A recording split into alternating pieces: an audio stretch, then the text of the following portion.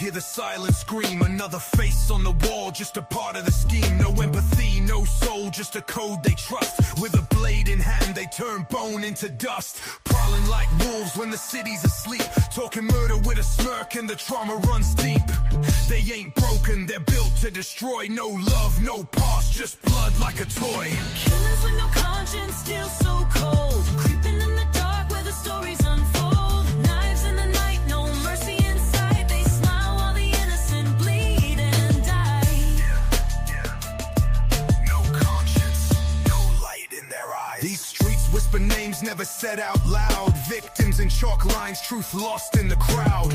Mask off never cause they wear their lies. In the alley of the damned where the final breath dies. See the blade flash like a ghost in the mist. Another mother crying for the son she missed. They ain't monsters, they're real, they're walking in skin. Look you in the eye while committing the sin. They breathe deceit, feed off the fear. No tomorrow, no guilt, just voices they hear. In the mirror there's a face that don't reflect. Just a killer in the frame with a soul unchecked. Killers with no conscience, still so cold. Creeping in the dark where the stories unfold. Knives in the night, no mercy inside. They smile while the innocent bleed and die.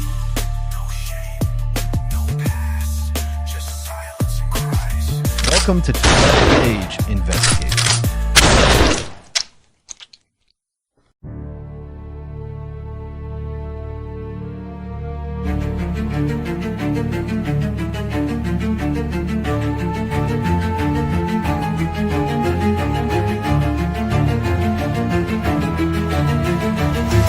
In the shadows where the truth hides deep, echoes of the lost and the secrets they keep. Cold cases burn in the back of your mind. We dig through the dark, one clue at a time. This ain't fiction, this is blood, this is truth. 12 Gauge Investigative, justice uncaged. We ask the questions that too scared to say, shining a light where the guilty pray. From killers to whispers, we won't look away.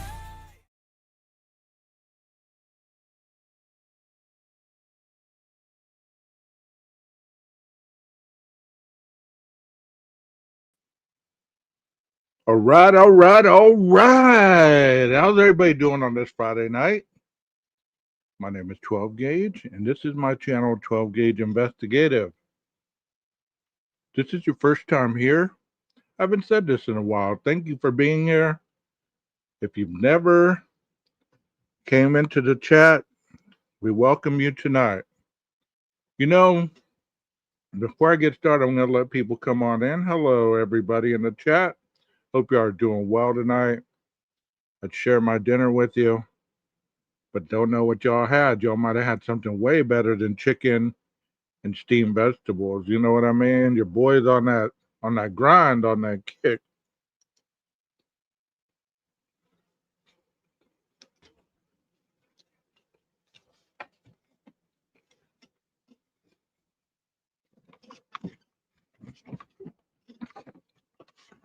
Anyways, you know, sometimes food and sometimes drinks are too good to keep there and let get cold. But like I was saying, this is your first time in the channel. I hope that you enjoyed the presentation. I did part 1 of this last night, and I think it went pretty well myself. And if you haven't checked out my channel, I do the daily True Crime on the Run series at the moment, where I'm hitting up cases, or like I did today. I started my own series. I started a series about Ravenwood. So it's totally fiction with some, real world semblances, but it is turned around So if you haven't checked that out, I hope that you check that out because I plan on continuing to add to that series.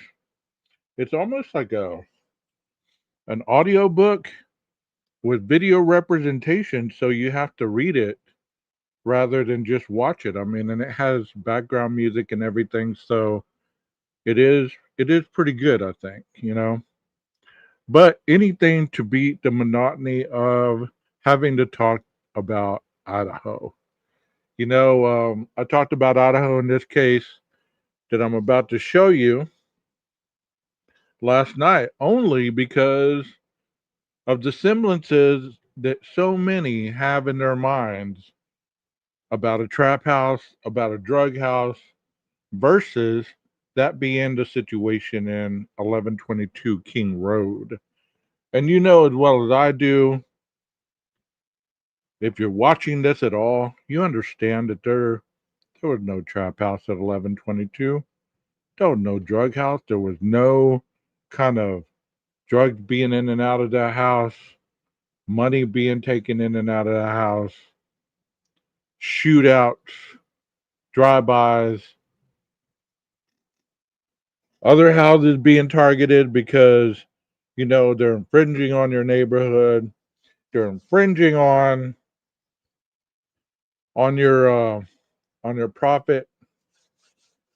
But if you didn't watch last night, I hope that you can catch up quick because we're about to keep going.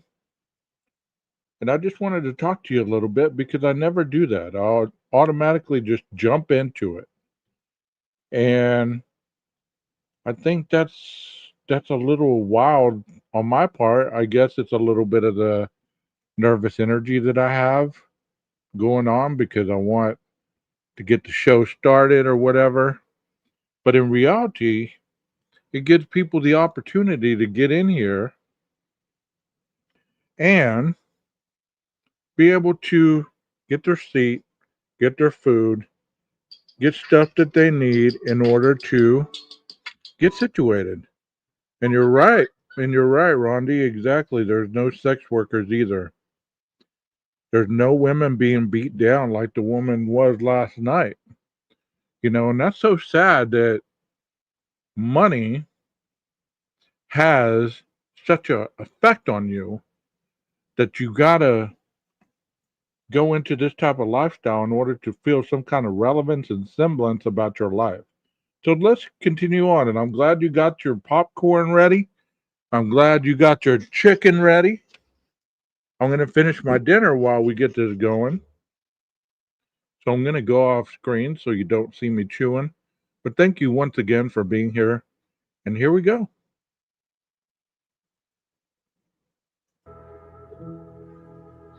The life I had, the hard part, I made it hard. I had an easy life. I had my parents did the best they could with what they had. I have wonderful, loving parents. And although my home was semi-dysfunctional, my parents did everything in their power to make sure I didn't use drugs. Had I not used, would he not have sold drugs? I can't say that for sure. He had a huge influence from his father, and he wanted to be just like Daddy. And Daddy was a dope dealer. He had no respect for me. I was addicted to cocaine. He had no respect for me. But his father, on the other hand, that's who he respected.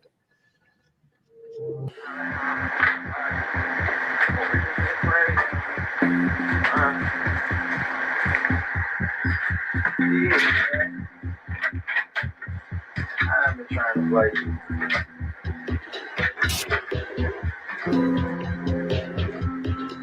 If you're a little bit behind, this individual's name is Duck, and he is a crack cocaine dealer.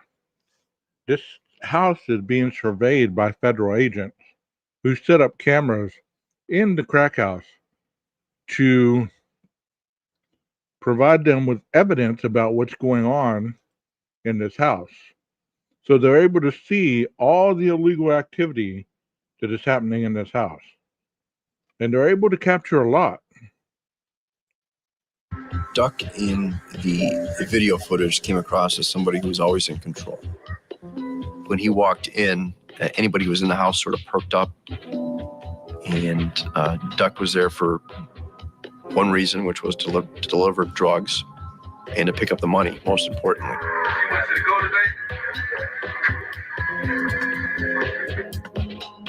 Duck was in charge, and nobody else knew who Duck knew. Duck had the contacts in Chicago. When he made a transaction in Chicago, no one was allowed to be with him during that transaction. They'd have to wait in the car.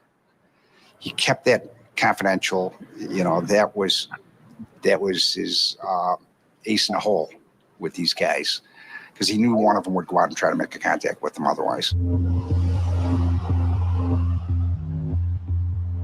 And if you know anything about the underworld of the crime element on the streets, you don't trust anybody. You don't have any kind of loyalty to anybody but yourself. And he was running this like a corporation, actually. He would sell dope, gather the money, go to Chicago, re-up, come back to small town America, make more money. Nobody even realized he was there but the feds. And they didn't even let him know that they were knocking or actually viewing everything he was doing, criminal-wise.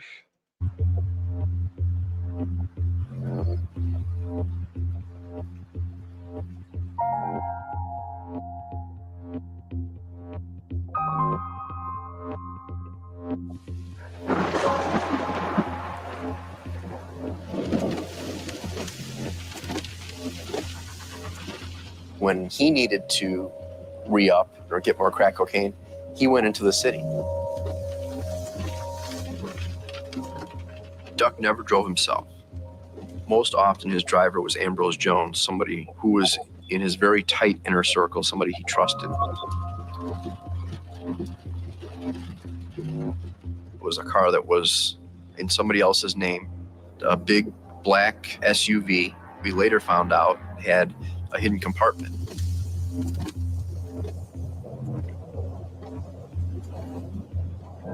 But he went in and picked it up, brought it back to Rockford, where he mixed it and stored it at his girlfriend's house, away from where he slept or did his business. Yeah, that's another thing. A lot of people don't sleep, eat, or cook in the same place they make their money at. Like I said, if you know anything about this lifestyle, I said this last night, if you actually know about this lifestyle, 1122 was far from this lifestyle. You're telling me they would have ate, slept, partied, all that in the same place they're selling illegal drugs out of, with all that attention being put on them, they would have felt that comfortable? Oh yeah, let me retrace my thoughts here a minute. I know why you think that. Because the cops were in on it. The university was in on it. They were making money for the university. But let me see if this makes sense. So you're telling me that the university somehow had something to do with its moneymaker, its golden egg. And then they had the golden egg killed or cracked. And if they were making as much money as people say they were making out of that home, why would you have your golden egg cracked or killed? You would have had security around that bad boy where nobody would have been able to get into that back door unannounced in the middle of the night. You see how that works? But let me reiterate something for people that are kind of slow. I'm not going to call names because I ain't talking about nobody in particular. They know who they are. But for the slow ones out there, the creators that have that disillusion that a firecracker or a spark under a door is a gun going off. Like I said last night, a trap house has plenty of guns in it. has plenty of people strapped, and you're going to see it in these videos that I'm showing. Also, in last night, you saw it. You saw it a lot. You're telling me a person walked into this place while everybody's sleeping? That's another thing I got to tell you. Nobody sleeps in a trap house or a crack house. You know what? They pull shifts. There's only so many people asleep while there's other people that are dealing, making that money 24/7. So, had this been a trap house, there would have been nobody asleep to be murdered in the middle of the night. So, think about that a little bit. So, they're pulling shifts around the clock, just like the cops that are watching them. But 11:22, you heard people were living their best life out at the bars, at the grub truck, getting rides from people. Oh, let me not forget, the DoorDash driver was dropping off product. So you're telling me you're running a high-priced trap house, and you got the damn DoorDash driver bringing you product? What kind of backwoods hillbilly theory is this? You got the DoorDash driver bringing your product, while this man got one driver and one SUV going to another town to pick up product. But in Moscow, they had the damn DoorDash driver dropping them off the loads. And let me tell you something else. If you're being robbed at a trap house, chances are everybody's dying in that bitch. They really are. Ain't nobody living. Ain't nobody getting out of that place alive. Everybody dying, including the people trying to rob them. I promise you, whoever broke in to try to kill these people wouldn't have walked out that motherfucker. Excuse my language. But you know what? No. It wouldn't have went down that way. Frat people were cartel members, informants, all this radical BS. And they're all living. You ever heard of people mysteriously dying who know too much? Now that's the reality of the game. Not this Mickey Mouse bullshit that y'all want to peddle every day on YouTube and call it entertainment. A trap house being overran by one person with a knife or a gun. And the inhabitants, they were pushing so much weight, getting their product by Molly, the DoorDash driver.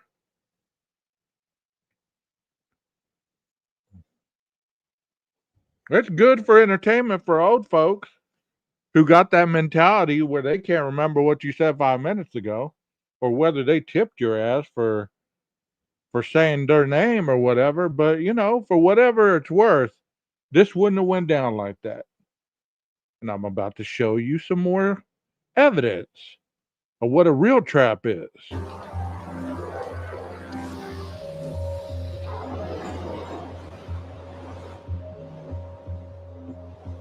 Anytime one of the drug houses that was being operated was out of drugs, whoever was working would use the Nextel phones, inform him that they needed more product. Where did that cereal go? We ain't got no more cereal. Fuck. So that's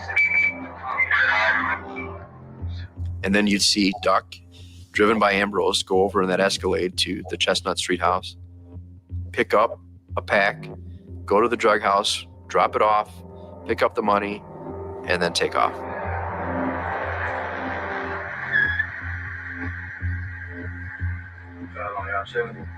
Oh, I forget that package that came for Kaylee after she died. That was the drugs and the money that they were laundering it through. Or the black backpack that they found that had the evidence in it. You see how this makes no damn sense? But you know what? People can think what they want. They are born free in this country, and I'm not hating. But you know what? Get real about the legit aspects of the life on the street, because it's disrespectful.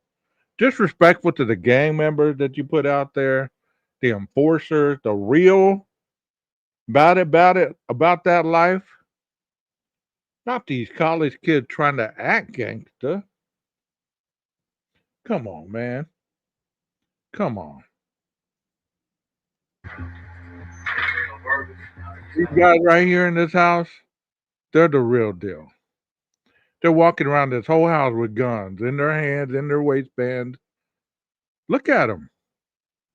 There ain't no loud music playing. There ain't no cops showing up telling them to turn the music down. They're in incognito as they come, other than stepping out this place every now and then to go get some more drugs. But that's about it.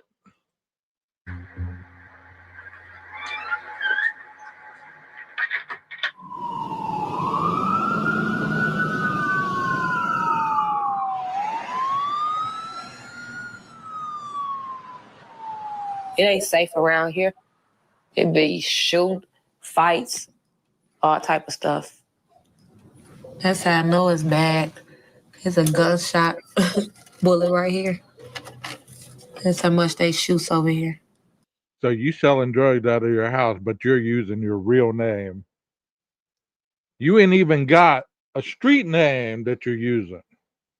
Using your real name. That's Kaylee, that's Maddie, that's Ethan, that's Anna. Not to meet you. How much cocaine you want? How much Adderall you want? You ain't even hiding your name. You ain't even, none of them had their names hidden because all of you know their names. Not their street names, their names, right? See that bullet hole right there? In that window? Did we see one of those bullet holes at all at 1122? Because I guarantee you, if there was a house not far away from 1122 that was selling product and these people were trying to infiltrate their drug operation, there would have been a lot of these bullet holes at 1122. We was sitting on my couch and all we heard was gunshots. I had to jump on the floor like, oh my God. They is shooting. Glad my kids wasn't here. Boys just get to fight for no reason. And I knew I'm like, I feel ever since I got shot, I just feel like I'm so terrified of guns. I feel like I know when they gonna get drawn. I just jumped in my car like, girl, I'm finna go. Something finna happen. As soon as I said that, dude jumped in his car, reversed, almost hit his friend, and just got to shooting. And I took off. I got pregnant when I was 18, so I was with him for a few years. I was close with him until he got him another girlfriend. But he wasn't no bad person, like the streets made it seem. He was just out here trying to feed his kids. People got to make it. So that's what he tried to get out here and do. He felt like he had kids and they had to eat. So I don't think it was wrong. Because it's hard out here. And it is. It's hard out there for a pimp, right?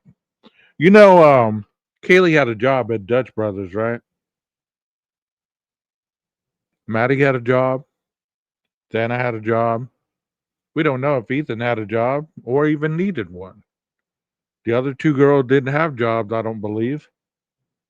But yet, somebody was taking care of them, and the chances are their families were. Because that's what happens when you go to college. Your family has a fund, usually responsible parents have a fund set up for you and a credit card so you're able to survive while you're entering your life as a college student. You know? It's not, I mean, all those people in and out of that home, you don't think one of them would have got pinched on the way out of that block? The cops were looking for DUIs or MIPs, minors in possession. And they stopped that whole group of people on Banfield, right? But you don't think that they would have stopped a lot of traffic going in and out of that neighborhood had drugs been sold out of that house?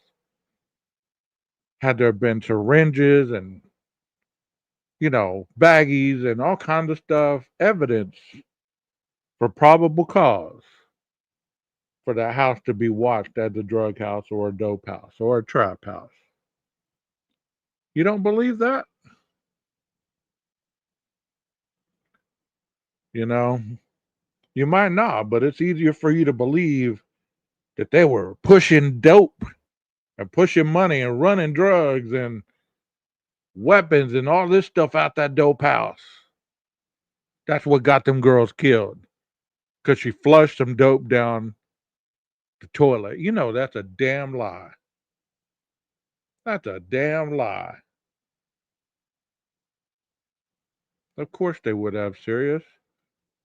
But that's what a smart person would believe. Unlike the ones who want to play make believe, shoot 'em up, bang bang, don't know nothing about the life on the street because their biggest claim to fame was running over a hose. It breaks my heart that I can't see him like I want to.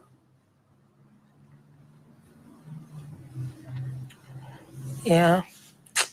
Then my kids, they be want to see him and they can't. I don't know. But when she wasn't locked up, he left me with 2 kids. That's the only thing I was really mad about. I had 2 kids by him, then he go get locked up.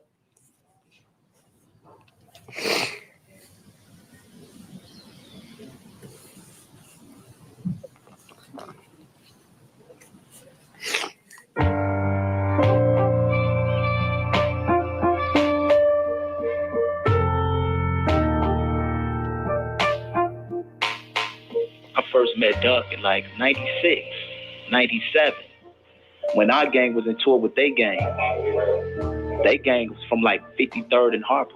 And we from 52nd and Drexel. So Duck used to come down to Drexel and he'd shoot at us. And it's like concrete jumping off the ground, hitting, and his shells hitting the cars. Because our 2 gangs was in tour. That's the first time I even heard his name or knew about him. Man, Duck as a person, man, he was a caring dude. You know what I'm saying? Like he'd come talk to me about his girlfriend problems, and that's the Duck that I know. People want you to believe that people get killed over doing somebody dirty. That's true. You don't need any reason for somebody to peel your cap. You don't need very little to do to anybody, if anything, for individuals to kill you. But as we've seen and heard and witnessed through all the stuff that's finally being released, it's a little sketchy. It is if you're not a police investigator, if you're not a detective or a police officer, or even the prosecuting attorney. It is sketchy if you don't know what the hell you're looking for. If this is your 15th YouTube investigation and you claim that you are an investigator, show your receipts, homeboys. Show your receipt. Just because you've been locked up and you read some books in the prison library doesn't make you a prosecutor. Doesn't make you a defense attorney. Just because you've been to trial over and over, because let me point out the obvious here. Those people that go to trial over and over and over and or continue to be arrested, they're not too bright of a criminal because they keep getting caught. The good ones don't get caught. You know what I mean? People don't catch up on that, though. They want to hear all the juiciness of somebody who's been locked up and they haven't. Well, let me tell you once again, the good ones don't get locked up and they're not out here running their trap about life on the streets and how it was in prison. The real ones don't talk. These out here that are out here talking and yapping and bragging about life on the inside and being in jail for misdemeanors and all this other stuff. If you want to believe that that's hardcore gangster, go right ahead.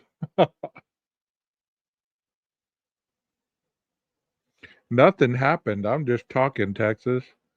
I'm talking about the last 2.5 years about this one case and other cases that I've heard wannabe detectives on the spot on these YouTube street talking about investigation and stuff, and they don't have anything to do with the criminal justice system whatsoever.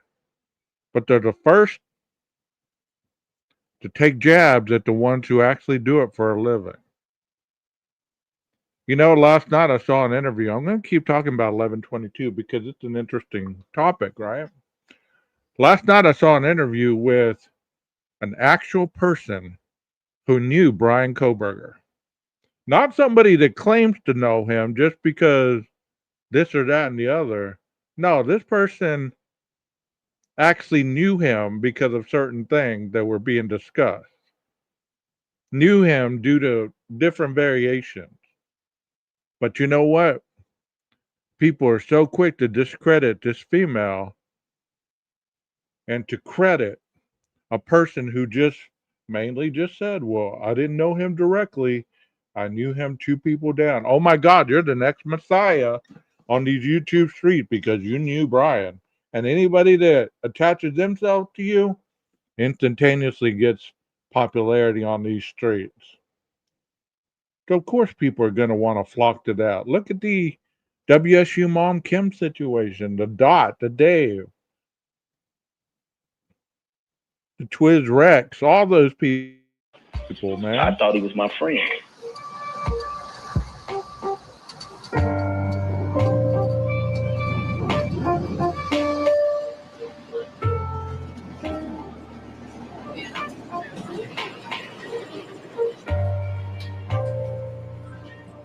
Didn't hurt so much for me as I did for Brandon. He has uncles and he have grandfathers and he have cousins and whatnot that could help raise him, but it's nothing like a dad. And he was very young. And having, you know, that's all he know about his dad is in and out of jail. He doesn't look exactly like him, but he has enough of the mannerisms and just his attitude as a whole, like his dad. He's very playful. He's very smart, but just does not listen. I worry a lot. There's so much gang activity and drug activity in Rockford that I worry about both my grandsons getting involved and with wrong people. I met Bradford one night. My daughter was picking me up from work and she introduced me to the guy in the car. This was my boyfriend. I didn't pay him any attention. First time I really, other than seeing him in the car, remember being around Brad. I went over one day and one of their friends says, Martha, I think you need to know Jennifer is pregnant. Oh, after that day, Brad and I became really close because I punched him. Wow. And after that, I started taking him to church with me, and I just really grew to love him. And he was just my boy. Hello? What's up? What's up? Brandon, that you? Yeah. Happy birthday, man. Thank you. What'd you do for your birthday? We went to the park. Went to the park, what'd you do? We played What kind of cake you had? a race car. A race car, you saved me a piece? Huh? You saved me a piece? Nope. Huh? Nope. 8 years old. And you know what's sad about this lifestyle is these things right here. The people that are left behind, the people that answer those phone calls while the inmate is in there living like a king. Y'all think Brian Koberger's hurting right now? You think he's really in there struggling?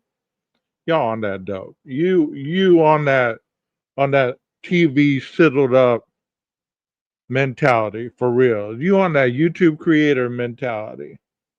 You know, Brian's hurting a little bit, but he ain't hurting. You know who's hurting? The people that got to answer these damn collect calls.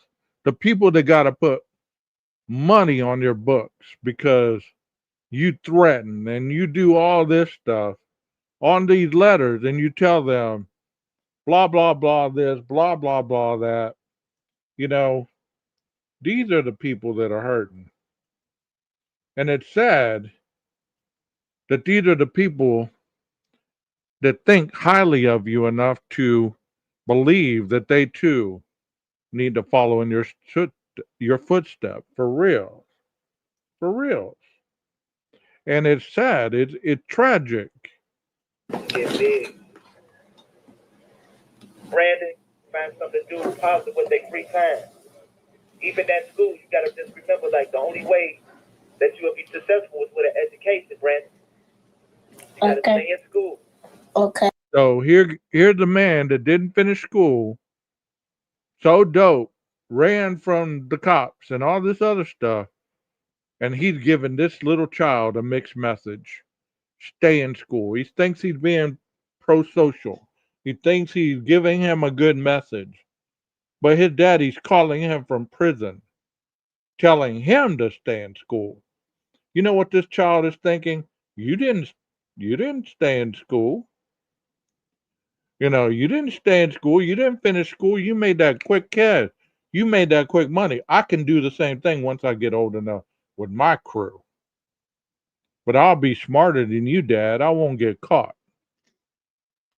And that is the generational curse. That's the only way we're gonna make it. We gotta educate ourselves. Don't spend all your time sitting in the room playing a video game.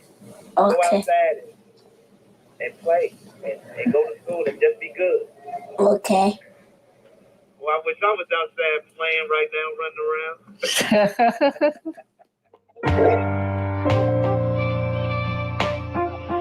And my son's voice give me strength, man. When I hear it, it don't break me down. Like, I don't cry. I'll be proud when I'm proud of that boy, man. When I hear his voice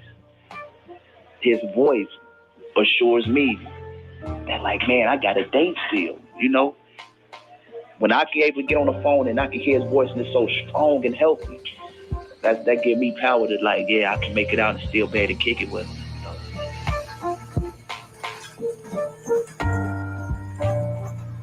And you know, I don't want you to think that I don't believe that people can change or people can actually better themselves, because I'm not a hater.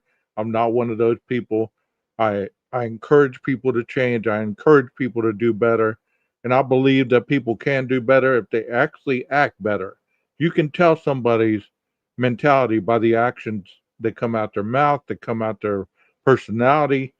If someone's still scheming, but yet telling you, over here, look at this, this is my right hand, by the way, while over here I'm pickpocketing you or I'm doing this or that. You know, their action precede their word. So if I'm telling you one thing and doing another, that tells you everything you need to know about this person. You know what I mean? The severity of the situation never hit me until at 2:00 in the morning, I get a call from the hospital across town that he'd been mugged. And I'm thinking, well, how did that happen? They said, well, we're taking him to surgery. We'll call you when it's over. 9:00 the next morning, they called me that he was finally out of surgery. And I talked to the doctor because I had worked at that hospital before. And he told me that somebody had That's a good question. That's a good statement, Jeff. I agree with you. I talked on this last night. They were breaking the generational curse. Those two girls that had it bad out of their home lives, they went to college, getting that degree, working hard, they had a job. They were doing what they needed to do to break that generational curse. They had no ties to the drug game. And only in movies do people come after your family unless you're a high rolling, you got some information that's going to potentially damage all of them. See, there's some movie script type stuff on YouTube. It's not real to the point that people want you to believe it. It does happen, but it doesn't happen the way they present it on here. But back to your question, they did have troubled parents, but look at one of their parents is doing great. She is doing wonderful. And the other one, I'm sure she's staying clean or we would have heard about it because people are all up on these folks' business wanting the world to see them fall. People are standing up, I'm sure, waiting for Kara to fall. They can't wait. They cannot wait. But I'm proud that she is doing good. And she's doing that. Nobody else is doing that. Kara is waking up every morning doing the deal. And you know what? Other people can do the same thing, but they don't. They refuse to. Just because you don't do dope or you don't do other things, you can still be criminal minded and have the afflictions of drug addiction. Even without doing drugs or alcohol, you can have the isms. Thank you for that question, man. Here's another question from the chat. It said, I often wonder if these pro burgers would have given him half the attention pre-crime as they do post-crime. If maybe it wouldn't have happened. That's a good thought right there. I'm loving it. They wouldn't have even glanced in his direction. I think they'd seen him for that weirdo he is. Of course. Of course. You notice we didn't hear about his rap skills. We didn't hear about his rapping ability till after he got, arrested. Especially if he did get a job with LE. He would have been accused of setting people up. Right. Smashed Brad's hands. He said it's worst case he'd ever seen. It took him 7 hours to put his hands back together. The hands were mashed flat. The fingers were split and the flesh was coming through. All the bones down to the wrist. Just mashed. Like hamburger. If you look at the video footage from the Kishwaukee house, you see bandages on both of Bradford Dotson's hands throughout that time period. And that is from Daryl Duck Davis. What happened was Duck suspected Bradford of snitching on the gang or of stealing money, something that went against. So did you hear what that agent just said? He said they busted up this man's hands for being accused of snitching or stealing money. They didn't immediately kill him. But just like with the law enforcement, it's all about progressive sanctions. So you know what? I accused you of stealing money or saying something to the cops. I'm going to make you wish you would because I'm going to hurt you really bad.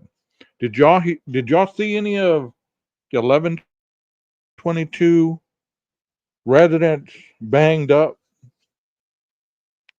from intimidation or torture? And you're saying, 12, you're reaching right now, bro. Nah, 12's not reaching. Because as I've told you, Caucasians don't have trap houses. They have homes which they cook product out of. They might sell to their buddies and little bitty type stuff, but they ain't gonna be living snap dab in the middle of the university almost, selling dope, running money, running weapons. Who was their ops? If there was nobody else doing it in that neighborhood for 10 miles away, boy, that house would have been popping. You don't tell me they would have had more money than they would have known what to do with. And why would you get rid of your moneymaker if you're the university? If the cops are in on it, why are you going to let somebody come in out of the blue and murder your moneymakers? You're going to watch them like a hawk. They ain't leaving your sight. There's going to be cops watching these females that are running dope, prostitution, all this accused stuff that people make up in their little bitty minds, which makes it more sense than a fucking psycho walking into a house and slaughtering people that had nothing to do with anything of the sort. You know what I mean? So you keep pushing that narrative. I'm telling you, it doesn't hold water and it never will, and you won't convince me that 1122 was a trap house, a dope house, a drug house, just because WSU mom Kim called it a trap house. All of a sudden, people's eyes and ears perked up and said, you know what? She might be onto something. Maybe that's what got them killed. Their moms were on dope. They were in and out of jail for drugs and for delivery and all the manufacturing and delivery. Well, let me tell you a little bit about the law, since some of you are naive to the fact. Manufacturing and delivery does not necessarily mean that you're caught with truckloads of dope. It can mean that. But you know what? You got over an amount that that the police view as personal use. And guess what? You're manufacturing and delivering. But once again, they take the law and they enunciate it to the world as meaning something that it doesn't. Clowns. Duck and the organization. So Duck gathered up the gang members over at the Underwood drug house. He had Joel Turner hold a gun to Bradford Dotson's head. Bradford Dotson was made to spread eagle on the floor, all of his clothes off, and Duck took a hammer and he broke both of Bradford Dotson's hands. He just hit my hands 3 times on with the hammers. He busted. It don't take that much to break no hands with no hammer. He hit my hands 3 times. I did steal them guns though. I needed cash quick because I wasn't trying to be around like that, man. I stayed around because he like really made me come around. When I got to the hospital, he immediately came and got me from my baby mother's house. When we pulled up to the trap, I was trying to show that I wasn't affected by my hands being broke. So I was like, man, help me move this sofa. You know, so we moved the sofa, even though it was hurting. I wanted to show them that, like, man, I'm stronger than what y'all perceive. I was scared that if I tried to leave or if I didn't do what he said, that he was going to take me off somewhere and kill me somewhere. Flat out, you know what I'm saying? I'm going to tell the truth, I was scared. I wouldn't. He was going to take him out and kill him somewhere. He wasn't going to kill him in a trap house. He wasn't going to ambush him in the middle of the night and stab him over 50 times.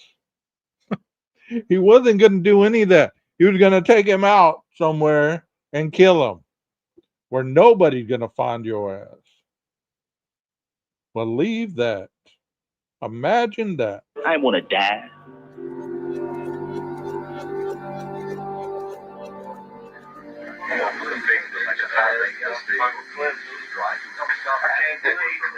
Yeah, my middle finger look like a hot leg that cooked too long. You know how to split like that on stove. You should see my shit when they got the Band-Aid. This hand right here, Mom, this motherfucker. This motherfucker got put in the microwave.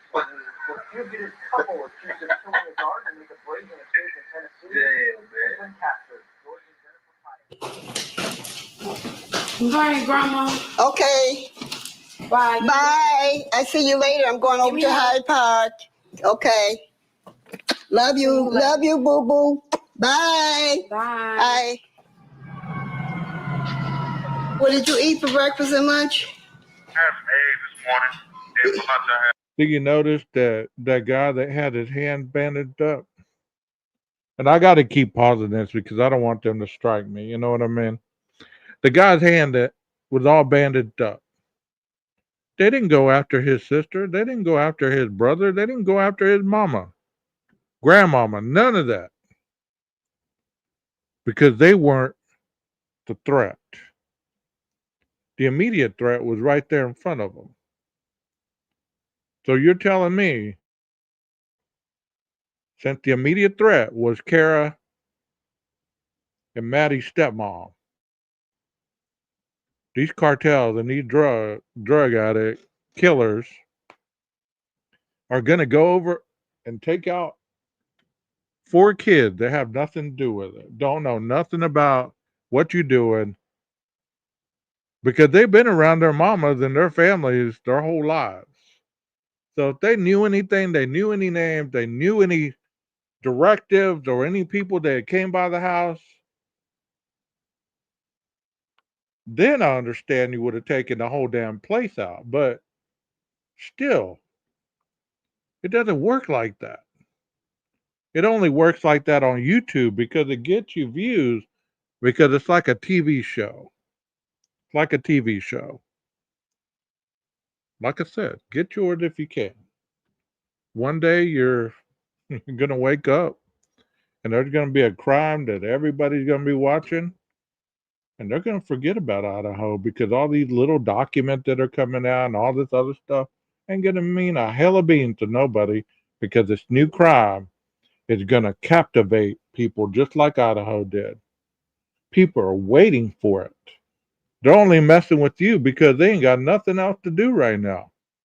None of these other crimes have enticed people enough to get Idaho out their mouths.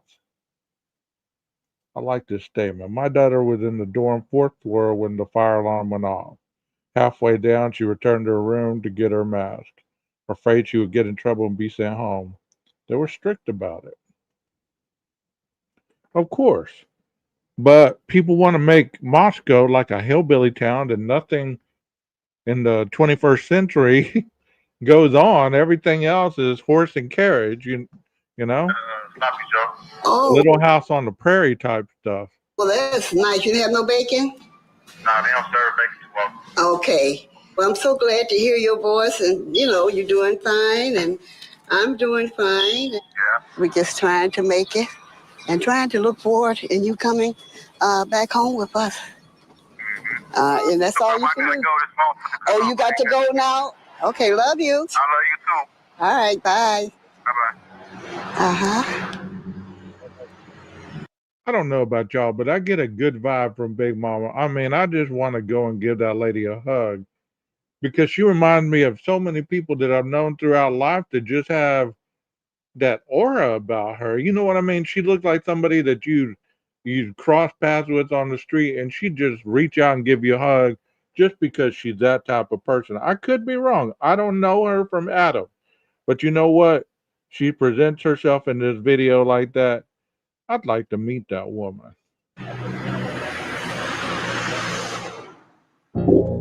It's funny how my life ended up on the road to self-destruction. When I was younger, a kid, I should say around the age of 8 or 9 years old, I hated drugs and I hated gangs. I grew up in the house with a mother and an uncle who was addicted to cocaine and heroin. In the midst of all this chaos, you have my grandmother who I love with all my heart and soul. She kept a roof over my head, designer clothes on my back, and made sure I didn't miss a meal. My grandmother provided for me and my sister the best she could. She even did her best to teach me how to be a man. She taught me to stand up for myself, to beat the living shit out of anyone who disrespected me. She always tried to keep me away from drugs, and she always said, boy, you see how that shit got your mama, your daddy, your uncle looking like skin and bones? Don't you ever fuck with that shit. And I remember her saying that, them little voices in my head to this day.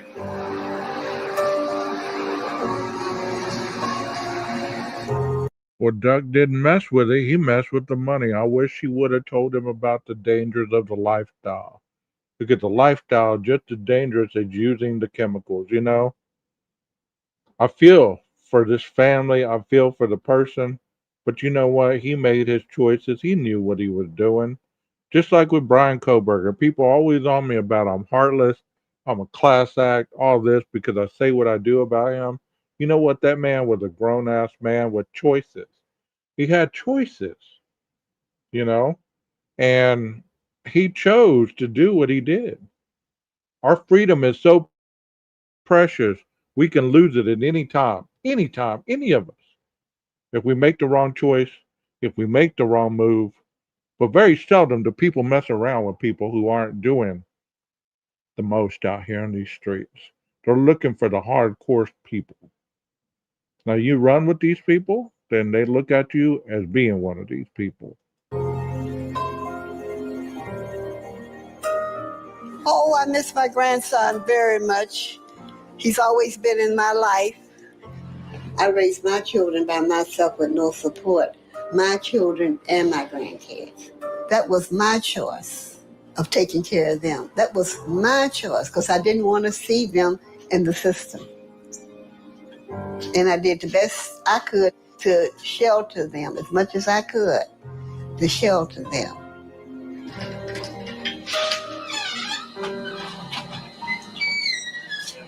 I am very much surprised with this. Very much surprised. And I'm also disappointed in him being in jail because, you know, as a grandparents, we don't choose these things for our children or our grandkids. You know, he wasn't raised like this here. I punched the time clock. My grandparents and my mother, they taught me to punch the time clock. And I tried to instill this in my kids. You have to work for what you get. I don't know what went wrong. I think the peer pressure, I think getting involved with the wrong type of people. I think that's where it came from. You know, you want to follow the. If you're watching this and you're a single parent and you're raising a young boy and you're a female, do understand this. It does take a male to bring out the child into the man that they're to become. No disrespect toward the grandmamas, the single moms out there working their ass off, trying to get these boys through life to make them better people, to make them better citizens, to make them better at every aspect of life. But at a particular point, you need a man to bring out the man out of the little boy because the woman is unable to do it. And how do I know this? Because my own struggles have to do at one point being raised by females in my life. Had it not been for coaches, had it not been for mentors, had it not been for bosses, all these men that stood up and tried to help me bring out the man in me, I would still be trapped in that lifestyle. I would still be trapped in that world, thinking that I knew better than anybody. And you know, the truth of the matter is I'm thankful that I experienced everything I had to go through. I wouldn't change one bit of it. Those nights that I sat there and cried and was angry and frustrated because I was struggling and I couldn't get it right. You know what? I had plenty of big mamas like this that were right there with me, pushing and trying to get me over that hump. But you know what? It took the men to bring that man out of me, to quit making the excuses, to quit looking for the shortcuts, to quit looking for the blaming, and to get on board and understand what it took to actually be a man. A woman can only go so far. She's the nurturer, she's the lover. She's not supposed to be the disciplinarian, the man bringing the man out. And I know it's 2025 and people don't agree with that, and that's fine. No disrespect to you whatsoever. I'm sure you're doing a wonderful job. But I can tell you that 80% of all young men who don't have a father in the home, and I'm not talking grandfathers either, I'm talking about young enough fathers to bring that man out of that little boy. I'm not talking about granddaddy. You know, granddaddy done raised his. He can only do so much. I'm talking about these fathers to step away from dealing with what they need to and bring this little boy into manhood. 80% that don't have that end up locked up, either in the juvenile system or later on in the adult system. Because, you know, think about this. They don't want to listen to their teachers, but the principal says something, automatically they get that act right. Most of the time, the principal's a male. They don't want to listen to their mama. They don't want to listen to grandmama. They don't want to listen to granddaddy.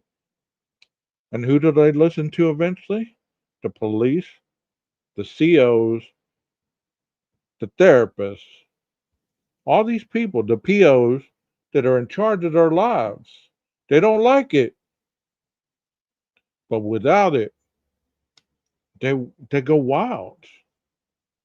Now you can call me a liar, I don't just talk about this on YouTube. I don't sit in front of this computer going live 24 hours a day. I don't.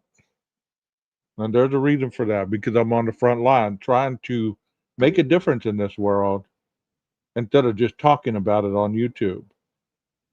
And no shade at anybody else. You do you. You do you. Because I know a lot of people lurk and a lot of people watch. A lot of people talk shit. But you know what? It doesn't matter to me because you didn't build me, so you can't tear me down. And I'm spitting truth because I have countless hours of files on different variations of people from the start of their life to the moment they come in front of me. There's a pattern that you see, that you learn, that you identify, that there's something wrong in society that needs to change. And if it doesn't, then we're going to have these baby mamas. We're going to have these big mamas talking about they weren't raised like that. These women busted their hump every day, going to work, 2-3 jobs, so that these young boys wouldn't have to be out there in them streets, losing their lives, losing their freedom. But yet they did the best they could.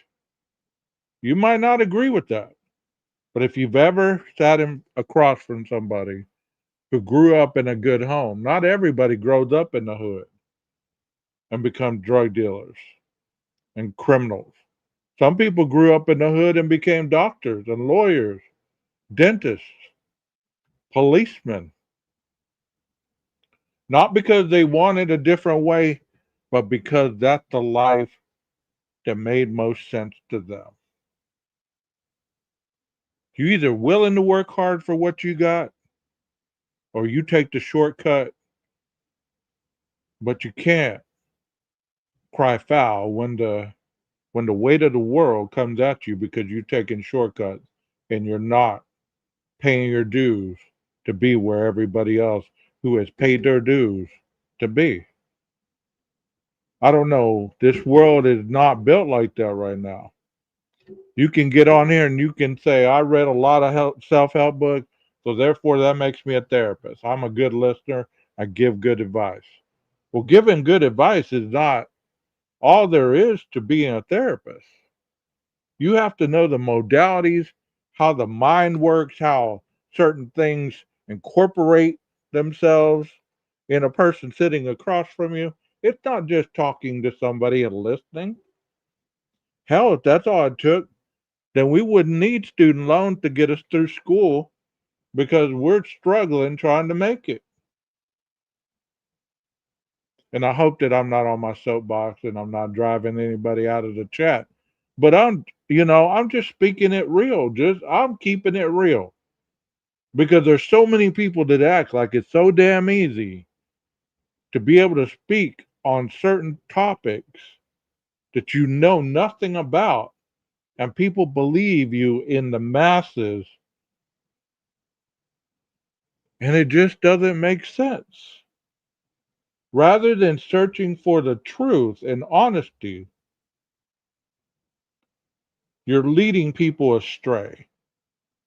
You're leading good people that are honestly looking for something real, and you're brainwashing them with nothing but misdirection.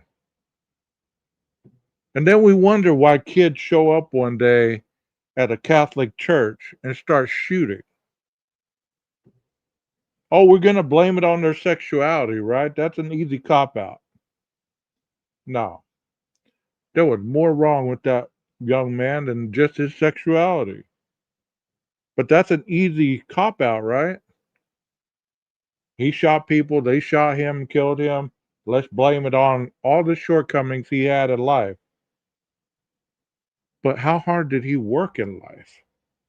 Was he working hard to get the best out of his abilities? Or did he work hard, failed, and quit? Because that's the mentality of a lot of people these days. They try something once, they're not perfect at it, they don't excel, they don't get the accolades, and they quit. That's why the drug game is so appealing. That's why these gangs are so appealing. That's why this lifestyle is so appealing and why it's so damn hard to leave because it's instantaneous gratification and it gives you the payoff every damn time. But you risk your life and your freedom to stay in it. And for some people, they already lost that a long time ago. So it makes a lot of sense to stay in this lifestyle. Leader, see what it do, what you see everybody else do. This is how I feel as a grandparent, and I'm hoping that he'll get through this. He'll get through, Like my fault. I've been using drugs. He never seen me get high or anything like that. But as a parent getting high, I wonder, is it my fault? I really feel guilty about this. Did I start this? Did I start him? Even not saying bringing it around him, but just the idea of me doing it. Am I the cause of this? It's an effect. It has an effect on your children. It has an effect on your children because it also had an effect on me as a parent. So I'm sure it has an effect on him. I'm very disappointed in you all too. And I speak frankly. All right, but I've tremendously slowed down. I haven't had any heroin in 2 months. I had started back because I got depressed again. I really think about this all the time. Am I the reason for this? I'm doing this. I mean, you. I could be. An influence. It could be all my fault still. It could be my, yes, it could be all my, it could be all my fault. It could still be my fault. Even though you and Dad did everything, me and my trust still respect you. Never embarrassed. Walk down the street, this is my mama. Walking down the street, this is my daddy. Because even though y'all did drugs, you were a good parent. You did us good. You didn't beat us. We didn't get raped. You didn't take us to no drug houses. You ain't never leave us, abandon us. So don't feel bad. Yeah, you hurt us. But you ain't never did shit to us like, people could say my mama did this to me. Or my See, this is some real stuff right here. This is some real dialogue. And that's another thing for these men that are being locked up so young. They leave these families behind. They leave these little girls behind for these women who are lonely to let anybody into their homes. And you know who gets affected? These kids. These kids have these little girls being molested by their stepdads, by their mama's boyfriends while dad's in prison because he took the easy way out. We have these boys being beat up and all this other stuff, fighting for their lives. Like this woman said right here, you didn't take us to the drug houses. You didn't allow us to get raped. You didn't allow us to do this and that and the other. This is a real conversation that people really need to listen to because this is the reality of what life really is on these streets. What life really is away from your big screen TV, away from your couch, away from your backyard, your pool, all this stuff. Not everybody has that.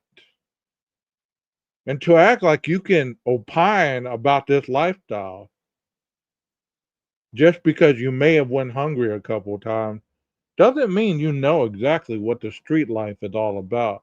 And I can tell you, those 1122, they were not living the street life. Not one iota. Not one. And like I said, real criminals don't talk about their crimes. They don't brag about what they've done and what they've seen and all this stuff. Real gangsters don't talk. So you're not hearing about these real gangsters talking? There's a reason why. Now, you know what? Another thing is people are real gangster until it starts time to do gangster shit. And then you really see what people are made of. So it's entertaining to get on these YouTube streets and talk mess about crimes and criminals. And I used to do this. I used to do that. Well, if you were that hardcore, you wouldn't be on YouTube talking about criminal activity. Your ass would still be in prison somewhere, wishing that you could be on a YouTube podcast. If you were that great of a criminal, you wouldn't have got caught to begin with. If you were that great at anything in life, You wouldn't spend hours on these YouTube streets talking about what it used to be like and what you believe. There's those that do, and there's those that sit on the sidelines and commentate. There's some of us out here really doing this stuff that have really lived this life. You know what I mean? So it's time to quit playing the role that you're something that you're not. Be who you are. Because people log in and see you every day. They know. They know who you really are, but they want to respect your feelings because sometimes they view you as being weak and, they don't want to see you cry.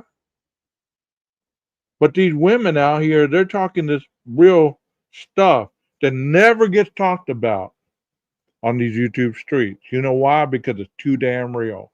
And most people can't really articulate what it's like to live that way. If you've ever gone without a meal for a week, then you can talk to me about what it's like not to eat. If you've ever been abused, neglected, and you grew up in those homes with no AC, no running water, no electricity, then let's talk about it. Let's talk about what it was like and how you overcame that so that you can honestly give people hope that are still trapped in that life. Rather than sitting here just wallowing around in the mud, making up all this travesty and not giving anybody any inkling of hope that it can end for them too. And I'm just speaking it because this is really who 12 Gauge is. Y'all don't really know me. You know me from an hour live and you think that you know the Guilter 12. For one thing, I'm not a guilter and I don't use that term. Like I said, people can't break me down or tear me down who didn't help build me. And there's a lot of wonderful people that helped build this. And they're still doing it. So I'm not going to get on these platforms and disrespect them or myself talking nonsense about other people who lose their lives, who are gone missing, who family members may be struggling with drug addiction, may be struggling with not being able to pay the bills. Stress is a real thing, y'all. You know why I make fun of the people that act like that? Because they make fun of the people that have nothing to do with the crime.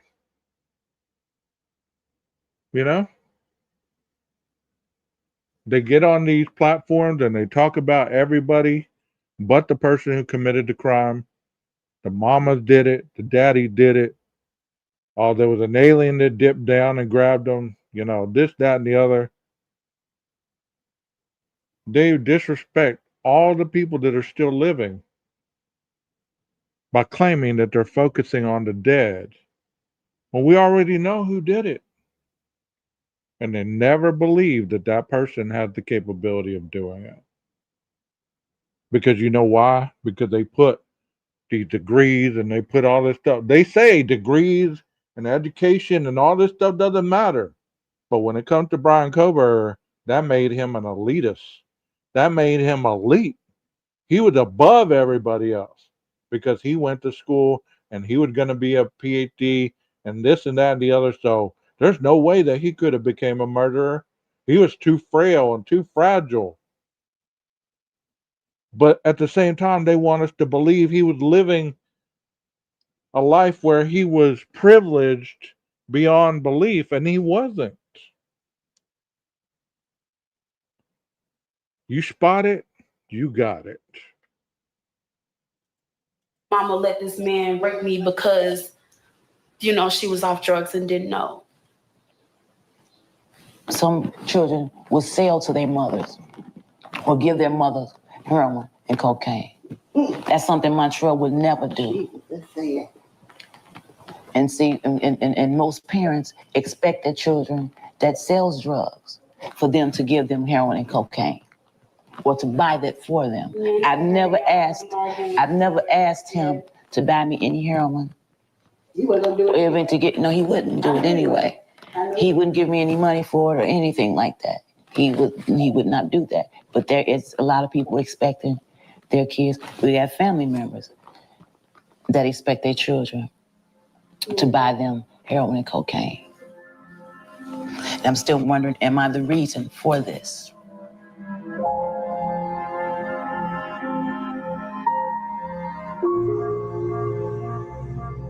I used to be ashamed when my mother had to come up to the school to check up on me or come and get me because I was suspended for fighting or something. I was embarrassed because of how the drugs affected her appearance. One thing I can say about my mother is she never stole from her family, though. And she always bought me and my sister clothes or shoes and then got high with whatever money she had left. I never really once blamed them in my head because I was raised to be my own man. I made my own decisions. I still knew right from wrong. No one ever forced me to sell drugs, carry guns, use guns, fuck somebody up, rob somebody. Any criminal act I did on my own because that's what I wanted to do.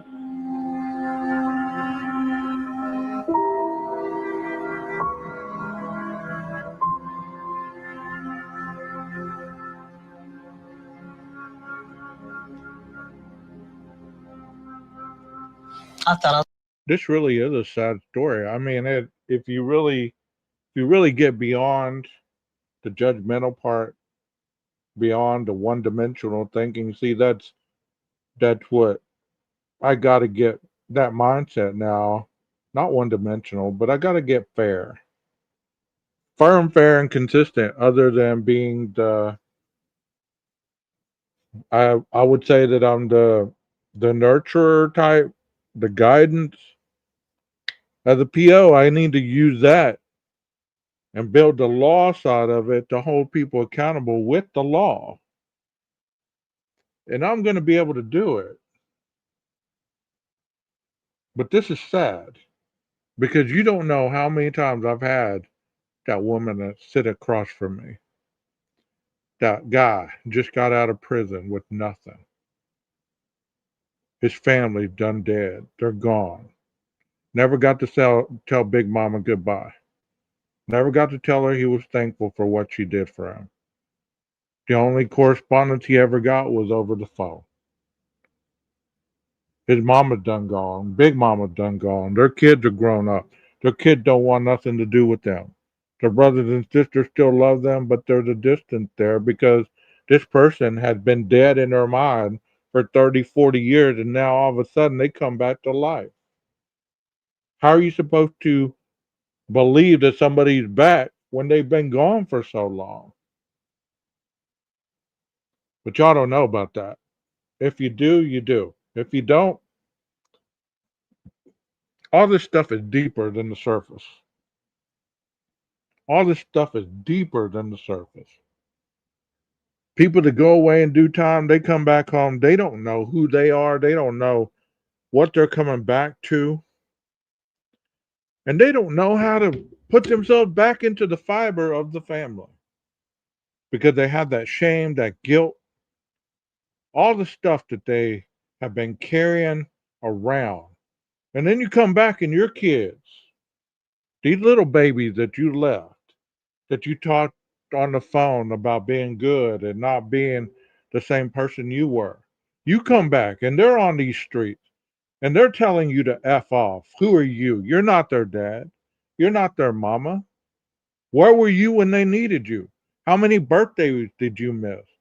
How many graduations did you miss? Where was their first car? Where was their money for school clothes and all this stuff?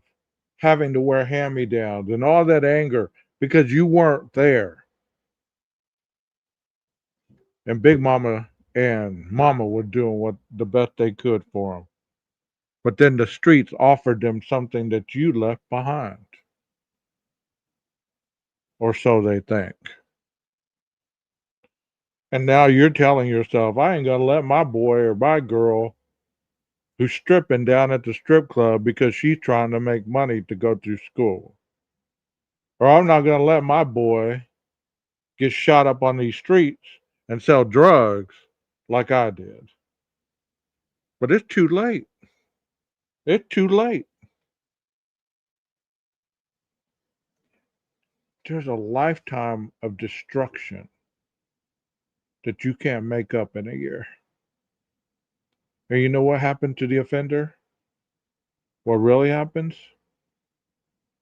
They start letting the stress, the overwhelming feelings, everything, life hitting them full circle. I used to describe it like this. You know, while you're in prison, everything done for you pretty much. You're at a slowed up pace. Everything is slowed down for you. Everything controlled. And then they let you out. And that treadmill of life is going. While you've been barely walking, crawling, they throw you out on that treadmill and say, now run. And you start running the best you can, and then you get tired and wore out because you ain't used to that pace. You ain't even used to going into a Walmart the first time out and being around so many damn people talking, screaming, babies crying, all this stuff. It's so anxious for people that they leave that scenario and go home because they can't handle it. They send somebody else to shop for them. That's if they get to go right home. Some of them have to go to halfway houses. Still not with their children. But let's say their children are making something of themselves and they are doing something for themselves. Then you get the total backlash of, I don't want my damn convict father around me. I love you, but you ain't coming to my graduation. You ain't coming around me. Because you have something on your back that I don't want anybody to know about. So you're damned if you do, you're damned if you don't. I was going to die with that pipe in my hand. I really did. But I can sit here with confidence and say I'll never use cocaine again in my life. Cocaine is no longer part of who I am. Hasn't been for a long time. I botched up motherhood. I botched it. I did. Look where my son is. I remember very clearly. I had been in my addiction maybe 7 or 8 years. And Daryl said to me, Ma, I know what you're doing. And if you go down, I'm going to go crashing down with you. I didn't hear him.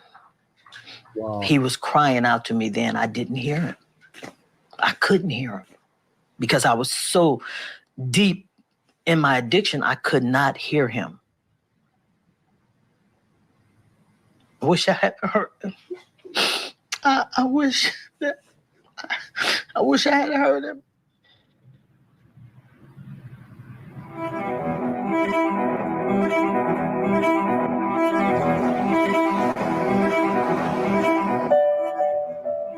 And I appreciate your honesty, Lucy. I really do, because this is a channel full of honesty, full of people that are made up of lives.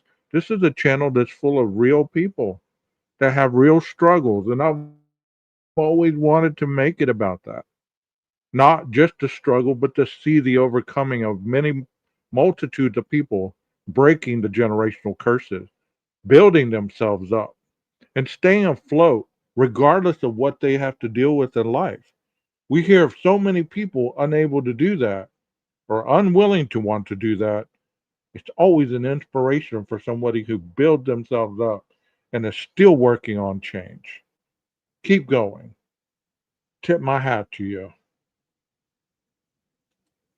You know, Stone, I get them done like this, but I'm busting.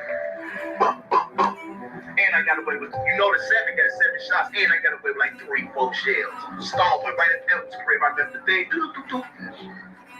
My child did not have negligent parents. He wasn't hungry, didn't miss a day's meal, was not homeless. I wasn't a crackhead's dad, wasn't a crackhead, wasn't abusive. I did none of that. None of the things that society say is the reason why these children do what they do. They do it because they want to, number one. and they do it because someone has enticed them. The drug dealers come through and they see easy, gullible young people, and they offer them, and it's exciting. You know, the possibility, the rims, the car. I am angry at him for not, I'm actually angry at him for allowing someone to sell him a dream of nothing. And I believe that that's what it was.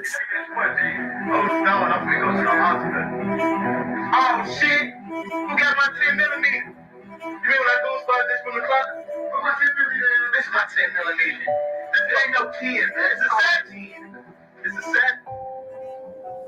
Bradford Dotson wasn't a forcer, just a brooding hard case. The shooting at McDonald's, where he did shoot Julio Allen during that dinner time incident, it was just brazen. You shot in the joint too. Man, I put a guy being done in there, man. You shot that motherfucker in the joint. I shot the kids in the side. The first thing said I did something like, y'all start your From the beginning, when I first even joined the gang, I was being somebody that I wasn't. You know, I wasn't being Bradford Dotson. I was being the hustler, who they wanted me to be, the one that they accepted. They didn't like Bradford Dotson. They liked the hustler. So for all them years, I was being a hustler. I wasn't being Bradford B. Dotson. I got my hands messed up, bandaged up. I ain't got no money. I can't get out of Rockford. We in tour with gang members all over the city. I was just going to try to find a way to get out all the way. I was going to make Doug feel comfortable to the part where, like, here, drop his guard, and then that's when I was going to make my move to get away. My dumb ass just move around, man. I'm in the way, man. Like, hey, move around, man. I got you, man. Can't move where I want to. That's what you think I should do, bro. Think I should move around, so we'll just go and fade out the background. Shit, not right now. I don't want to no more, but I do more. But at the same time, it's on. I just don't want to leave my brothers down.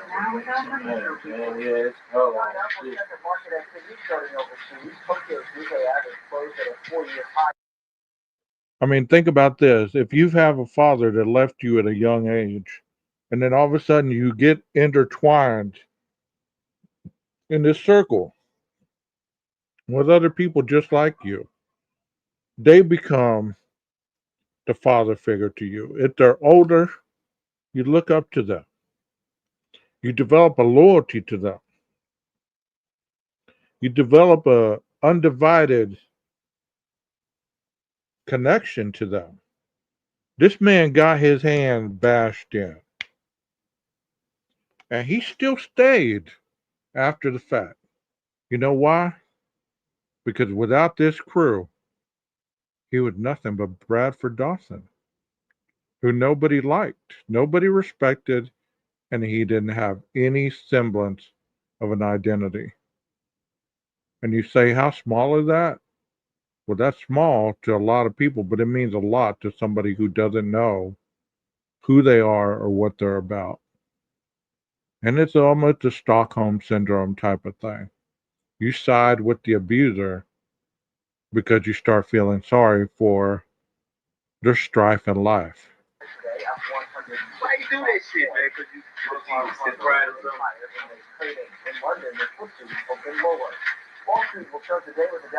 it's like I grown up so much more, I can't be out there like this.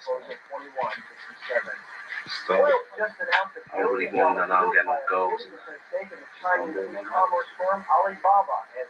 You gotta want something out this shit this day. You can have it.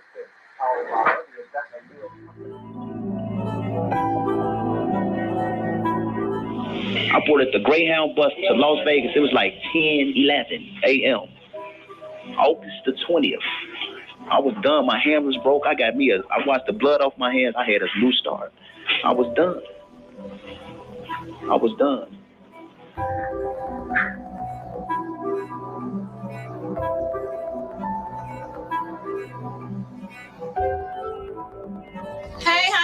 Brad. Hey, Brad. What up? What's up, man? Who's that, Daddy? Mm-hmm. I cooked the Juicy Lucy's you and I were talking about. Mm-hmm. And baked beans, the famous baked beans. Man, we gonna barbecue once in a while here. Huh? Hello? You still here? We still here. What do you miss the most at home? What I miss the most at home? Yeah. Y'all. Well, we know that, but on the day like today. What about changes? What kind of changes have you made for yourself? Well, I noticed that the only problem that I really had, my most problem was just being too materialistic. All right. So now that they put me up in here, they only give you, everybody got the same clothes, everybody get the same amount of minutes. So I know, like, if I was to get a second chance, I wouldn't be materialistic. Well, you know what? You've already got a second chance. You know why? Why? You're alive. And as long as you're alive, you can do better. And when you can do better, there's always going to be some improvement. Now, when I know better, I do better. That's right. So you have to look at it like that. You know, prisons are too full of our young black men. You know, y'all have got to make better choices for yourself and realize that your family is your family at home and not the family that you think that's in the street. Dad, I've been asleep. Yeah. I looked up one day and I'm in the feds for 35 years. I woke up. That's when I woke up. I just want to be free. I want to hug my children. I want to go to the lakefront. I want to see the fireworks. I want to be at the barbecue, but I got to stay strong. You're still blessed. You're still alive. You're above ground. A lot of people don't get that chance. You understand? Yeah. So now I make it your mission to teach somebody else. Maybe you can help somebody else not make those same mistakes, because that's what it's really all about. Daddy. Huh? This phone's finna cut off. You see how it's beeping? Right. This phone's finna cut off in a couple minutes. I think it's like probably 30 seconds. Okay, well, you know we love you. Brad. Love you. Love you. Love you. Love all y'all. All right, keep your head up and out right. All right. All right, love you. Don't. See, that's real talk right there. That is real talk. This is a real talk type stuff, man. This is real life right here. And you know, one thing while he was talking about the feds, let me give you some Fed knowledge because I've worked with the feds before. And I used to have a lot of people come sit across from me with conspiracy charges. Since we're going to say that this 1122 was a drug house, okay? Don't you know that this thing that we call the cell phone, let me say, this thing we call the cell phone, it's able to transmit messages to people, even in code. If you're sending money to folks, whether it be a Cash App, PayPal, Venmo, whatever you use, even WhatsApp, whatever that's called, they have all these encrypted things that supposedly people aren't able to see. Well, think of all those people that got their cell phone taken up. All those messages, all their phones that were not cleaned, but looked into, and everything that was going on in that house via their cell phones, via the computers, via the tablets, all of it. Not once have you heard of a conspiracy. Not once. Conspiracy charge is an automatic 5 years in the feds. And you got to do 85% of your time.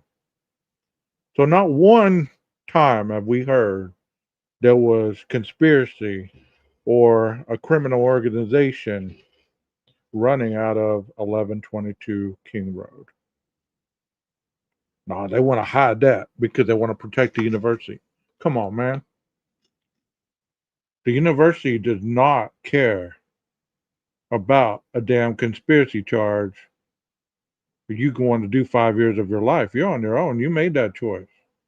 They talk about all these confidential informants. Why didn't they take down half the frats?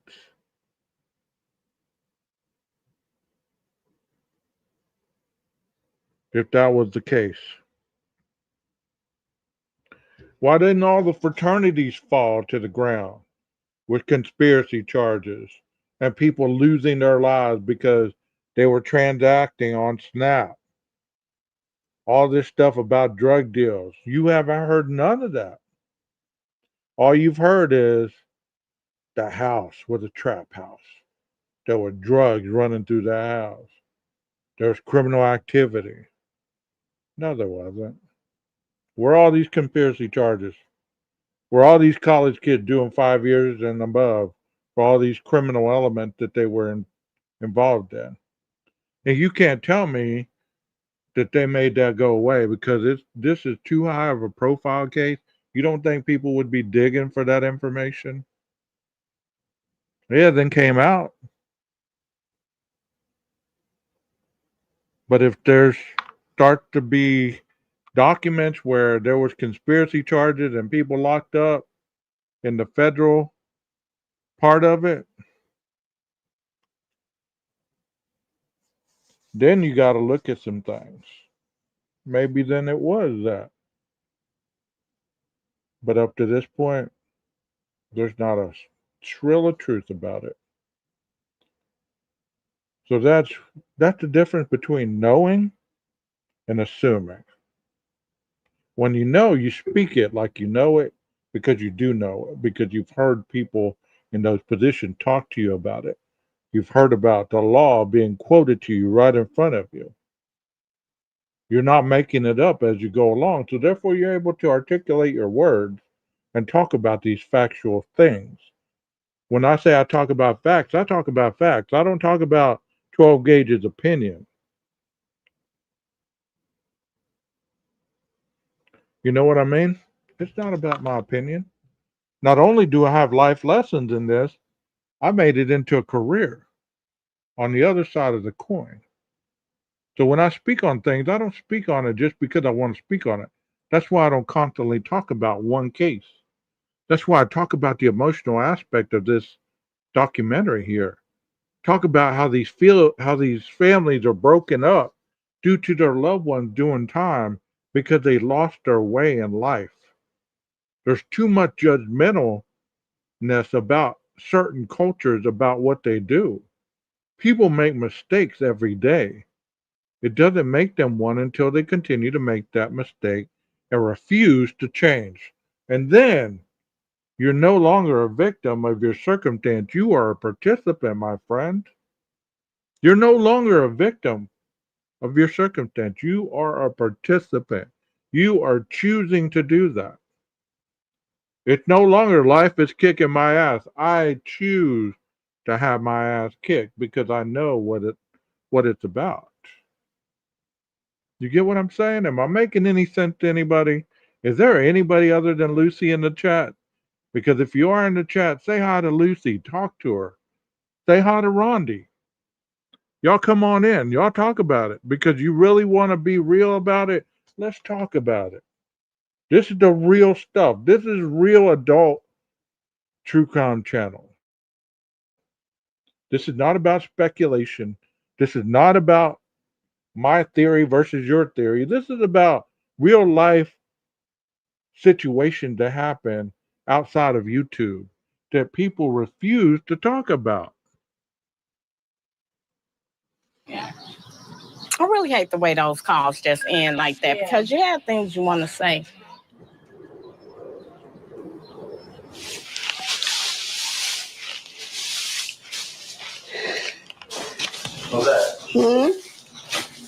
Why'd you keep the house? Why do I keep the house? Because I'm planning on one day fixing it up, and I want to have a place for him when he do come home. You know, the area is nice. My neighbors is nice. You can't find a neighborhood like this. So that's why I want to come back. Surrounded by hospitals, parks. And oh, by the way, the president, this is the president, Obama's area. He lives in Hyde Park. This was his room a long time ago. Montreal. So I'm trying to get it back together. So I don't know if I'll be able to or not. All I can do is try. I think since he's been in penitentiary, I'm not You know what's interesting? That photo right there. Let me back it up a minute. Where he's standing in that photo, and he has the wall all written up. Hold on a second. Damn it! See how the walls are all wrote up like that? I lived in a house like that growing up. That's how my friends would mark up my walls like that. There were pictures, there were posters all over the walls. There's one wall full of nothing but the inside photos of rock bands all over one wall, just one right after the other. The whole wall was, I don't know what they call that, kind of like a photo layout, and you couldn't even see the wall. It was all poster stuff, all kinds of sayings, all kinds of stuff, and there was a lot of love in that house. I had more love in that house than I did in the house that was built from the ground up. I had more love in that house and guidance than the swimming pools and everything else that I've encountered along the way. And you don't know what you have until you lose it. Life is fast. It goes really fast. And for a lot of these youngsters, they don't realize that they have plenty of time, that they don't have to speed their lives up and ruin it so quickly. That they can enjoy the moments of having those things on their walls, their friends scribbling on their walls, whatever. That's a true statement. It is real life. Material shit doesn't make you or break you. But so many people live by that. And they're chasing these dreams and these streets that are just crushing multitudes of people. There's multi-generational people that are no longer here because they were chasing an illusion, living the delusional lifestyle in the process. If I'll be able to or not, all I can do is try. That wall right there. I think since he's been in penitentiary, I'm not just saying it because he's my grandson, but I think he has changed. I've been a parent and a grandparent. Yeah, I feel frustrated and I feel mad a lot of time and I feel disgusted like any parent would be. That's me. I really do. Because he didn't have to choose this. And now he realized so that he's made a mistake. He realized it. And like I told him, you ain't got no friends out here. I'm your friend. I always talking to my friend. You ain't got no friend. What you all doing out there is a money thing, not a friend thing. They don't mix. And people ain't caring nothing about you. And same people will kill you or have you killed. So, let me ask you, chat. You've been listening and you've been riding with me this hour and 44 minutes, almost 2 hours. I appreciate every second. Let me ask you a question, a very serious question here. You've heard about Darnell. You've heard about his life. You've heard about his phone calls. You've heard about just the variations of how his family has spoken. Would you give him a second chance if he got out of prison? Or would you set your boundaries with him and then let him make up his own path? Because that's the biggest fallacy in life is we're giving people second chances. No. They have the capacity to live their life the way they want to. They're adults. We can love them from a distance. We don't have to be intertwined with them in order to love them. The moment, and I'm asking y'all this because I don't know if you've ever had to deal with this with somebody that you love, that you wanted to give them a chance, and they burned you every time. You have to ask yourself, is my uncle, my cousin, my nephew, this, that, and the other, they're coming out of prison, they're coming out of jail, they're coming out of rehab. Am I going to be able to trust them the same because they burned me? They've stolen from me, they've manipulated, they've lied, they've done all this in the past. Am I able to forgive them and never speak of that again because that is the past? Because to forgive somebody, that means you never speak of it again. That is honest forgiveness right there. You don't speak of it ever again. You let it go. So I ask you this because there's going to be a time in your life when you're going to have to face that reality somewhere in life. And I want you to be prepared for it because we all have to face that one time or another. And boundaries are a good thing, but you know what? These are people that you love dearly in your heart.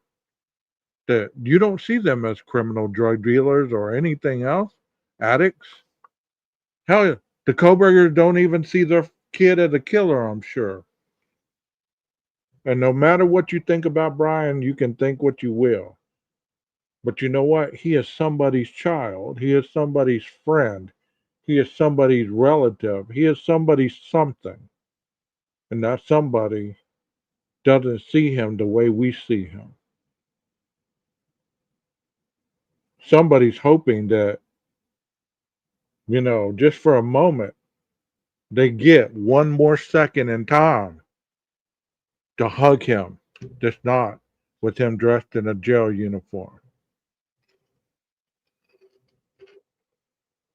Because you got to remember, these people didn't grow. They weren't little children. They weren't middle adults, most of them, already doing what they were doing. They were struggling in life just like you and I have. They became what they chose to be. But they're still somebody's somebody. So understand that you want certain justice to happen to him. Hell, I've been vocal about it myself. Because what he did is inexcusable. It's unexplainable, and it doesn't matter why he did it. The fact of the matter is, he admitted to doing it.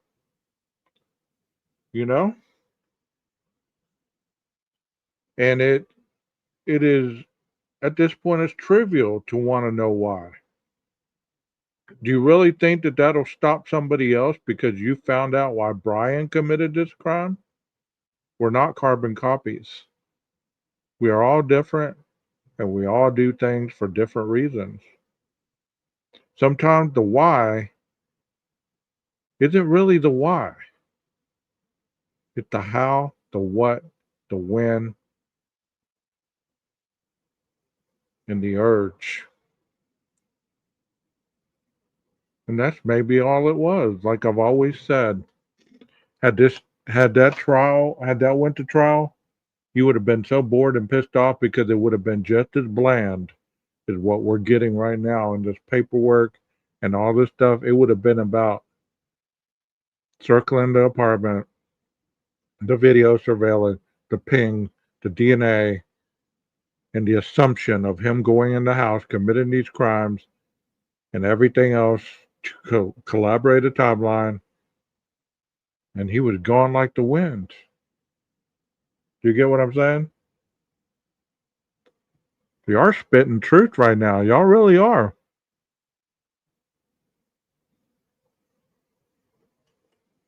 Y'all really are spitting a lot of truth. And I appreciate y'all spending your evening with me tonight. Because you know what? If any of these help somebody who's struggling, then so be it. I'm not on this platform to be your savior. I'm on this platform to share some of the knowledge, strengths, hopes, and experiences that if somebody is struggling and they listen to what I say, maybe they'll reach out to somebody that they can trust to actually change their direction of life if they really want a different outcome. Because I know how people are. At least he didn't get on drugs, and I'm glad of that.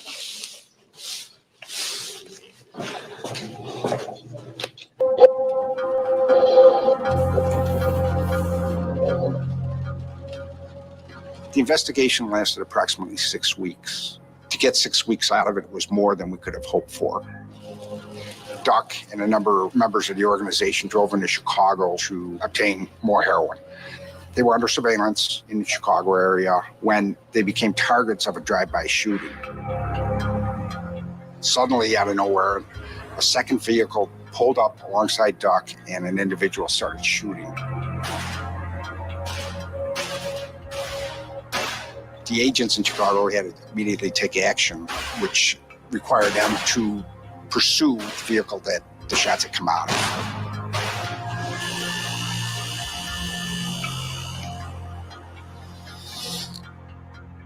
Duck could see these cars suddenly come from nowhere. He put it all together right then and there. He knew he was under surveillance, and he suspected other things might be wrong back in Rockford.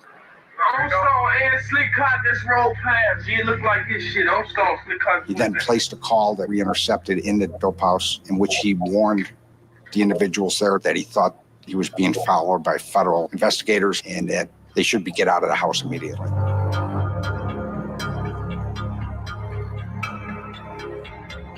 They scrambled back to Rockford that night, Ambrose Jones in the SUV, and Duck, we later learned, in a taxi.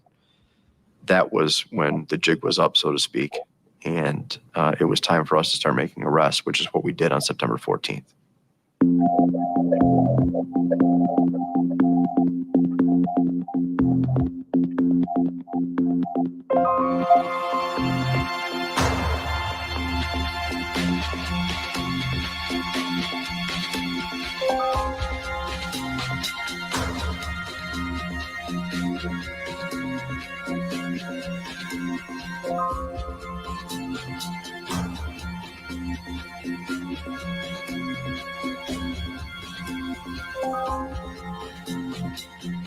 And all the shootings, all the murders, all the violence, just the things that were starting to happen, like we knew that was coming, like prison, you know what I'm saying? I knew it was coming, but I didn't picture it coming like that. I would have liked it to go on longer because I wanted to find his source of drugs, his supply of money, find more about up the chain. So I would have liked it to go on longer. Surprise, you never know. Stuff like this, sometimes you think things are going to be quick and they take forever. You don't know. After the arrests were made, there were 16 individuals charged. 13 of those ultimately pled guilty, and 3 of them went to trial. The defendants here received lengthy sentences. The leader of this conspiracy, Daryl Davis, received a 42-year sentence. And that trickled down to the other members of the conspiracy, and like Bradford Dotson receiving a 35-year sentence after trial. Montrell McSwain, a 25-year sentence after trial. The sentences handed down in cases like this are draconian. 42 years for Daryl Duck Davis is a life sentence. He is going to be an old man when he gets out. When a group like Titanic Stones get to the point where they're that organized and are terrorizing the streets, you're left with no choice. Law enforcement is left with no choice but to take them off. He was simply too dangerous and ordered too many violent acts to leave out on the street. Good morning, thank you. You're back to take your order. Okay, thank you. I think it's been 5 years since we really started a long-term investigation on these guys. Yeah, it's pretty incredible. It's one of those cases, it's a case of a lifetime that you work, really. This case really made me proud of you, Michael. When you think about it, you have the generations of the police, a lot of police families, fathers, sons, and grandfathers were the police. But the same is true on the other side, the criminal side. I've been around for many years and have arrested grandfathers of people that we're dealing with now. So I've dealt with their fathers and their grandfathers. And it seems like it's just something that just continues on. There are certainly a lot of success stories, and that's not to generalize it, to say that everybody that's been arrested is going to continue with a life of crime. But there seems to be a pattern there that it's very difficult to break from. If you look at them individually, how did they get to that point? That they're in a house on Kishwaukee Street in Rockford. How'd they get to that point in their life? They're from Chicago. They're young guys. What is it in their life that went wrong? They're born into a family where there might not have been a father present, where some of their mothers were drug users, where they themselves were just put in a situation that they were almost born to lose. Well, I think anytime you see a story end where young men in the prime of their lives go to spend the majority of their time in federal prison, I think that is tragic. They weren't much younger than me. Our paths certainly never crossed in life, but we had very different upbringings, very different advantages or disadvantages, and you wonder if a Montrell McSwain or a Bradford Dotson was given the upbringing that I had, for example, if things would have turned out differently. From our standpoint, these are dangerous guys. We had to take them off the street. We wanted them to go away for the rest of their lives. From this family standpoint, they put aside what they did. That's still their loved one. It's their son or their brother. Yeah. They love them no matter what they did. I think sometimes it's not only tragic, but sometimes it's a relief for them because they know what they're doing. Their son or their brother, whoever it might be, they know they're in Rockford dealing dope. There's two ways out of that. You're going to the penitentiary or you're going to end up dead. Every day that the phone would ring or I would hear the siren, I thought, okay, that someone's going to tell me, come identify your son. Because that was definitely the path that he was going down. I could have been a better parent. I know I'm a better person. I've proven that I'm a better person than that. But unfortunately, my son doesn't know me in my present state. And that hurts me. Come on, it's raining. Oh, boy. My grandchildren. They're sweethearts. No, get in the back, get in the back, get in the back, get in the back. No, Daryl's 6. And Deshante is 7. Wonderful, wonderful children. Okay, can you give us a thought? Because we don't got that much money. Okay, I'll give you some money. They don't know the nature of what has happened. They just know their dad's in jail. And when is he getting out? Daryl, go sit down. Yes. I want to sit here. You sit over there, please. Yeah, I gotta go get French fries. You want some French fries? Okay. Yeah, it's a joy having them. It's an absolute joy. I'm getting a second chance at this. Go to the front and say, excuse me, could I please have some barbecue sauce? Can you do that? No, I didn't ask you. I told her. You want another hamburger?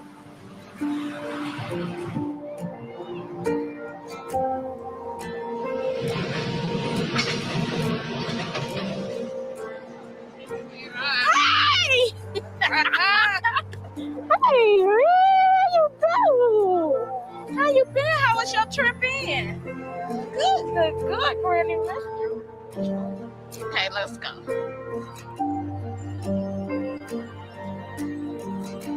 Don't crack your knuckles. Your dad used to crack his too. You see how big this part of his hand is? When you go visit him, when we go visit him this summer, look at this part of his hand. He got lumps sitting on his hands. And his hand's been through a lot. You hate getting off the phone like I do when your daddy calls? I hate getting off the phone with him. That call just ends so quick. It don't give you a chance to say the last or whatever you might want to say. Do he call you a lot? He do. He calls me at least 3 times a month. He don't call us a lot. He called Granny's house. He called Granny's house? Yeah, but I know we over there. I think we should write a letter to the prison and tell them we want more time. They all say, we can't give them too much. We can't give them any more time on the telephone. Here, y'all just take them. Wouldn't that be nice? That would be nice. Yeah. He only got 30 years left, Granny. Maybe so.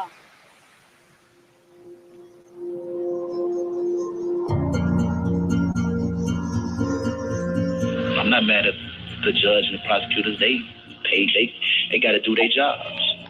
The gavel was hit, The signatures were signed. The jury brought his verdict. It was over with. And he sentenced me according to the United States Sentencing Guidelines and gave me what he gave me. And if 30 years is what it took for me to humble myself, then all is well. I'm not being a real good example to Brandon, you know what I'm saying? Because if he look up to me, I just hope that he don't make the same mistakes that I did, you know, and put himself in jeopardy for being away from his children. I mean, I had a couple years before him. They trying to exchange it for a couple decades of my life. Now that I look back, we made a lot of untaxed dollars, so I can see why the government would be mad and come for us. You know what I'm saying? Of course I regret it because my family's suffering. You know what I'm saying? My woman's suffering. My kids suffering. I'm suffering. I'm told what to do all day, and I'm in this controlled environment. You know, I'm just taking it one day at a time, planning for the future.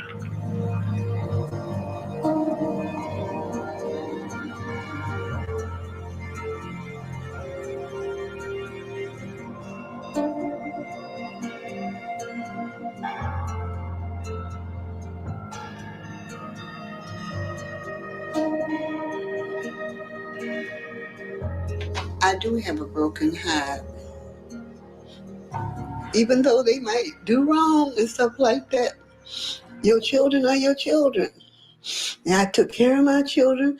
I protected my children. My children never had to go across the street and next door for nothing. They'll tell you how I treated my kid. My kids was dressed all the time, was dressed nice, and they were clean.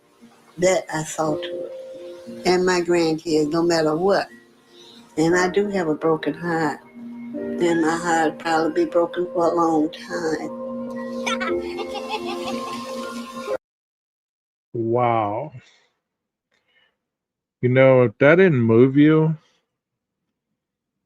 I don't know what to say. I don't know what to say. I didn't show it to pull at the heartstrings, but I've already seen this like twice, 3 times. Man, this is real life. This is the real stuff. And just because the people they chose to document are African American doesn't mean that there's not other stories just like this of different races, different faces, just different scenery, you know? True crime doesn't just deal with serial killers, it deals with all kinds of the criminal aspects of life. And on my channel, I try to present that. I try to present the human life at its most vulnerable and fragile form because until you get to where the pain overcomes the reward, that's truly when life starts to change. Until then, if you're still like this, you're still gambling with your freedom, you're still gambling with your life, and you're gambling with the people who love you. So always remember that. I do want to play something that I played last night, and like I said earlier, you know, I have no disrespect toward this man whatsoever. But I made this and I thought, you know what? Maybe this will really show people, even if it is AI, it'll show people out of his own mouth what it would have looked like had he stood up and spoke.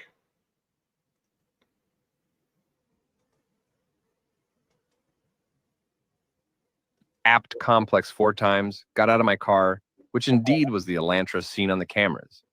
I went in, killed the 4 in the home while they were ambushed by my sick fantasy. I thought I would get away with it. I plead guilty to all because I did it. I went around that apt. I am ready to tell the world, I am no saint. I'm not the smartest out there. Quit fighting for my innocence.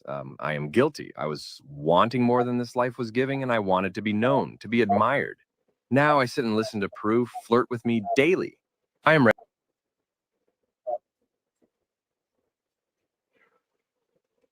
So, you know, Had he been able to stand up and speak like that, do you think that people would have respected him saying that? Actually saying that to the families? You know what? I did it. I did it because I thought I was smarter than everybody else because I wanted to be seen, wanted to be heard, and now I'm having to deal with this on a daily basis.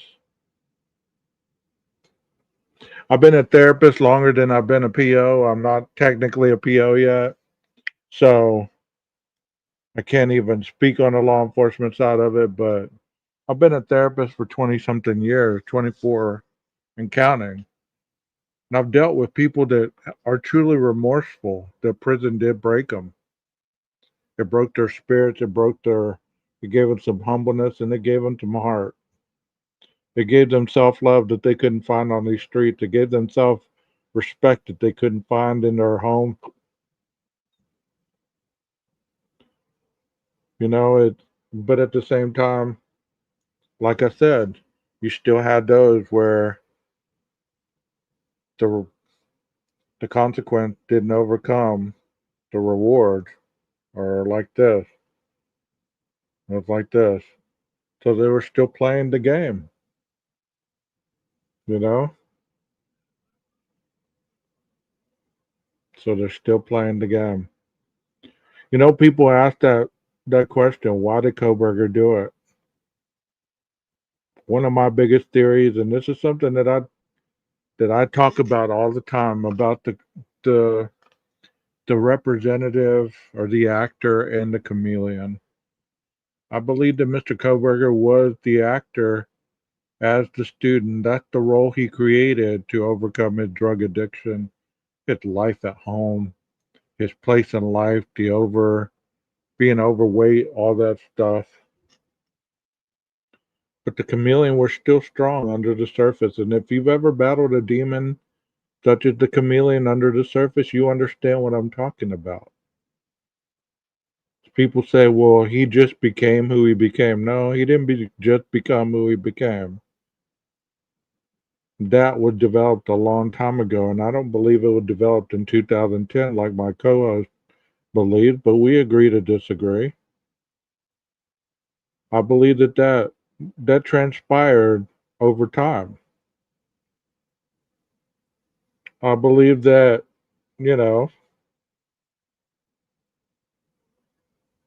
the chameleon was always under there fueling him to do better. It was a positive chameleon at that point. The actor was being prepared to get out of that lifestyle of darkness, despair, being overwhelmed, being heavy, bullied, all this stuff that we've heard about. And then all of a sudden, the creation of the new Brian Kohberger presented itself to the world as the psychology major, the criminal justice major, the criminology student, and eventually the potential PhD candidate. While underneath, away from the light, the glamour, the darkened room, the isolation, there was that chameleon, that demon of having to look at himself in the mirror and possibly still seeing himself overweight. They said that he took a lot of selfies. Well, if you've ever worked out in the gym and you've been heavy and you want to see progressive pics, there's nothing wrong with that. You got to see that your hard work is actually giving you some payoff. So to learn about all those selfies of him being shirtless and all that stuff, to those of you that ever lost weight and worked out and all that stuff, you understand the progression pics. Hell, everybody does it who works out. Everybody. And you can't tell me you don't. Because you're always comparing yourself to your last photo. Whether that photo was a day ago. You still want to see, did I work that area of my life good enough to get change? But Brian was deeply broken. The chameleon was broken. The actor he created was only so strong for him Because when the actor started to shatter like glass and he couldn't protect the actor by being overpowering to women, being condescending, all the things that he's been accused of, then it shattered right in front of him, and he was left with nothing but his own reflection staring at him, the chameleon, the true identity of who he'd always been. And they say, well, why did he just go in there that one night? I'd love to know. I believe that, you know what, at that point, he had nothing to lose. He was about to go home with his father. There was only a certain amount of time left. He was running out of time. He was running out of opportunity. So he jumped at the chance. He committed the crime, admitted it. He didn't want to die in the firing squad, so he took the plea. And if he's okay with it, how can I argue against his own thoughts? You know what I mean? How can I argue with a man who stood up and said, yes, I'm admitting the guilt because I am guilty? How can I argue with somebody else's admittance of guilt? How could that make more anger and outrage on my part than it made him angry and outraged to admit guilt? Don't you think if he would have like acted out and been like, this is bullshit, I was framed and all this, then I could be on board with that. Be like, you know what, I got to stand up with him because obviously he may have had something happen that didn't really happen. Yeah, are you saying you're guilty because you are guilty? Yes. That, my friends, is a confession. Not the dirty, absolute little painful step by step that we want to hear about, but that is a confession. That is admittance of guilt on the crime that you have been charged. 4 counts of quadruple premeditated murder and 1 count of felony burglary. That is what he's guilty of. Whether you believe those 4 people he is guilty of murdering were Kaylee, Maddie, Xana, and Ethan, that's on you and your creator. But I can tell you, I believe in my mind and my heart that man did commit those murders. And he broke into that home with the anticipation of committing those murders. Whether he took anything, whether they found anything, they found enough for him to admit he did it. He reminds me of one of those things, not things, one of those people. Remember as a kid, you'd come home, you'd be all happy, and you thought you got away with something. Maybe you ate some cookies you weren't supposed to, and blah, blah, blah. And your dad or your mom's there, and they're waiting at the table, and they're like, hey, how are you? I'm good. So is there something you want to tell me? No. Are you sure? Are you sure? You know you don't need to lie to me. Is there something that you need to tell me?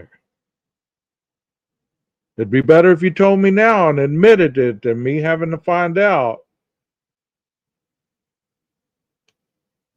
So go ahead and tell me. I'll be more mad if I have to find out than you just telling me. Okay, I did it. I did it. You got me, caught me.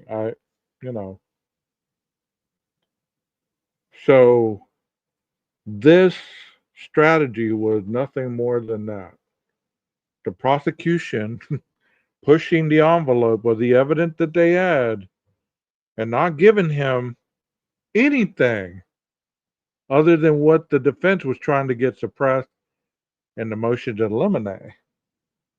And the man got to the end of his rope, he's like, damn, I know what they got. They know what we have. Am I willing to gamble with what they got against me in front of a jury Because once they say guilty and they sentence you to death, all the YouTubers on the planet, all the petitions and irate, and we need to write this person, we need to go down here and talk about this, we need to do this and that and the other.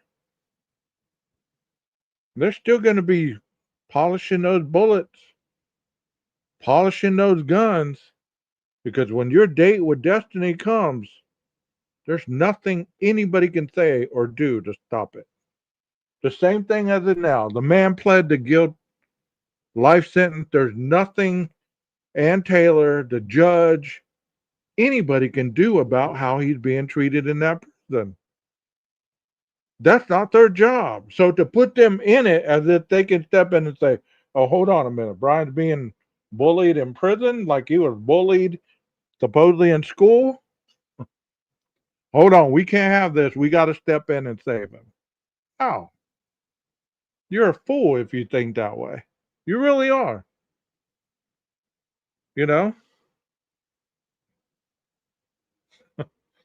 But there's people that are asking these questions because the more they ask these questions, the more it gets the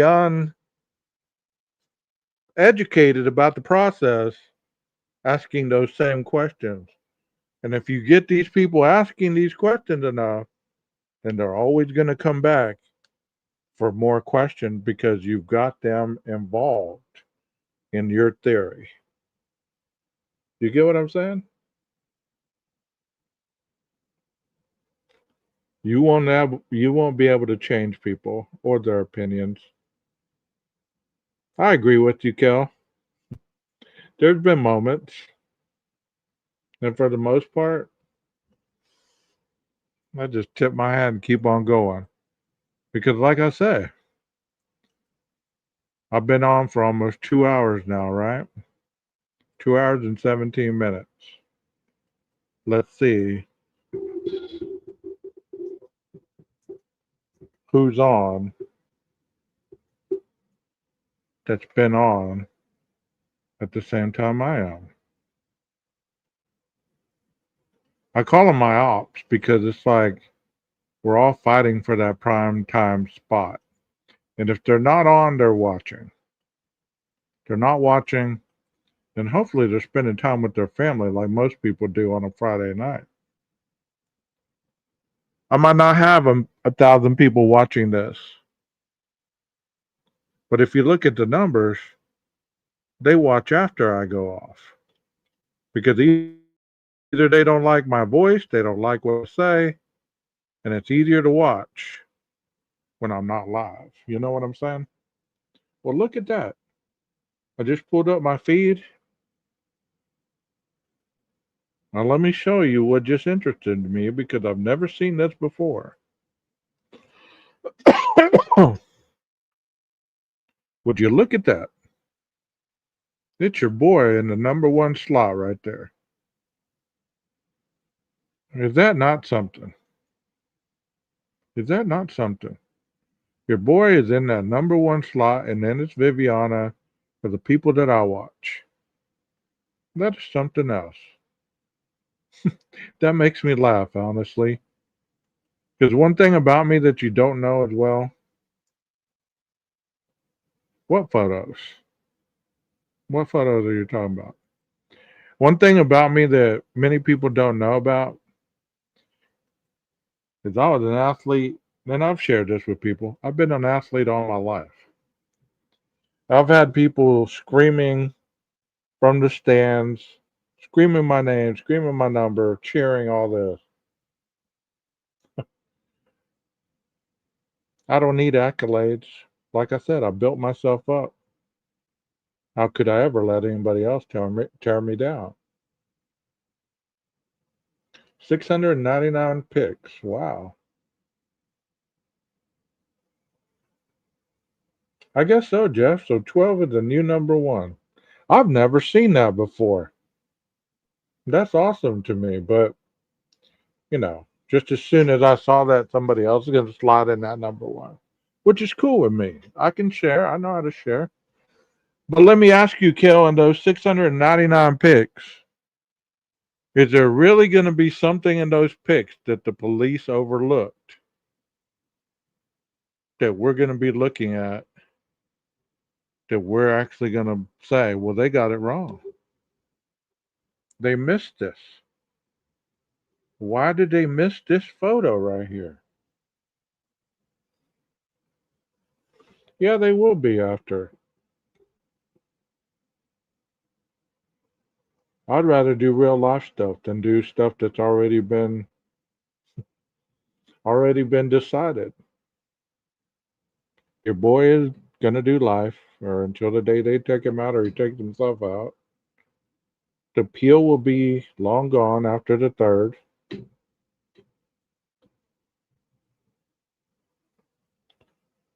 You know how long people spent on that photo of the pizza and the trash can outside the slider? Do y'all remember that picture? You know how long people spent on that? You know the pizza box is right on the trash can right outside the slider, right? They were there supposedly after the crime, and that was the pizza that Xana and Ethan got the night of the crime, that they were there at midnight and all that, since we found out, that never happened.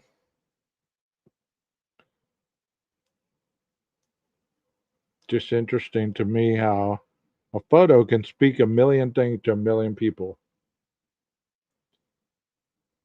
And then you actually ask the person who took the photo, and they'll tell you that they didn't realize half the stuff that you saw in that photo. My good friend Jeff H is in the chat, and he is a photographer, and he is a videographer and all that. And I'm sure he can attest to what I'm saying. No, they didn't get a pizza. We've not heard one iota about them getting that pizza. But Jeff can attest to this, okay? He can look at a photo and he can see things in that photo that maybe people, he can take a photo and then show it to somebody and they can see all kinds of indiscrepancies, maybe even blemishes that he was unable to see the first time he took that photo. But does that mean that him taking that photo meant less than what people were willing to point out, or vice versa? Did it mean more than what people were pointing out? And I hope that made sense, because it did make sense coming out of my mouth. I think I'm getting tired. I haven't done a 2.5 hour live in a long time. But I felt like talking and finishing up this video because I told y'all last night they were here that I would do it. Until the photo of the sheet comes out, the conspiracy will continue. For some, it will still go on. If family members win and no photo, he will always be framed. They would just say the pics were altered. Yeah. Or the photographer is corrupt too. That's true. You know who took that picture of that sheets on that bed? It was Jeff H. And he photoshopped it because he's a Fed.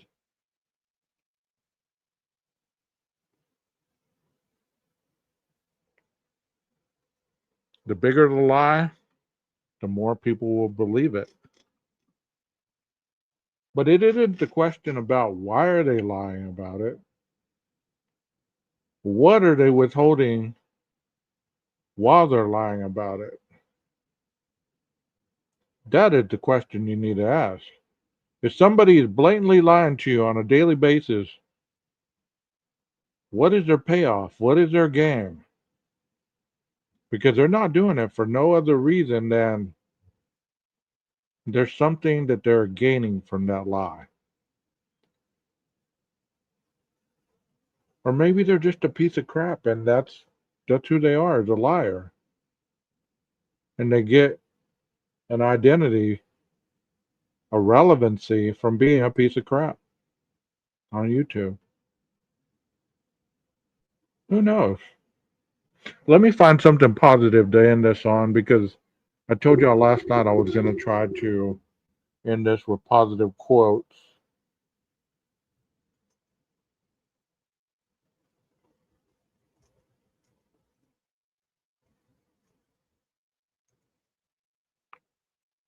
Because the therapist in me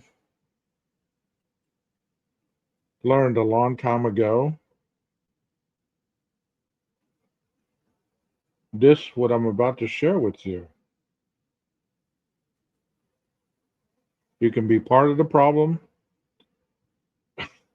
or part of the solution.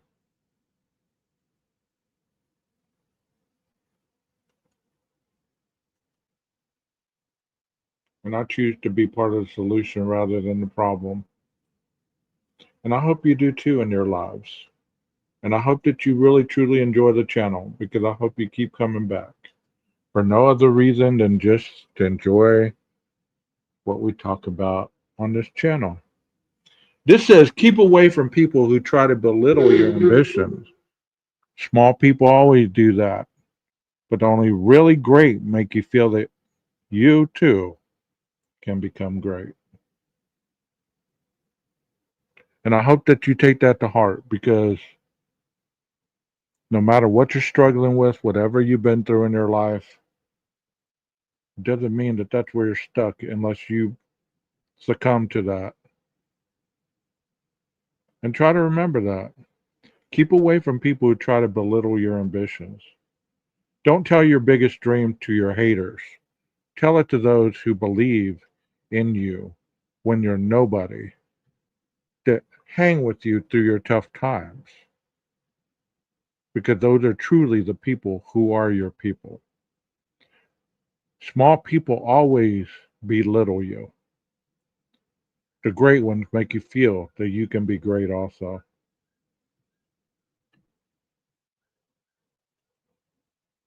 Try to remember that. I might not know one of you, but other than being on YouTube. And for no other reason than being on your YouTube, I've met some wonderful people along the way so far. You might not be other people's cups of teas, but you know what? You've never done me dirty. So I mess with you until you do. Until next time, my loyal people, what do I always say? Be safe out there, and be sure to watch your six. Can you dig it? Can you dig it? If you can't dig it, get your bigger shovel. Maestro, cue that music.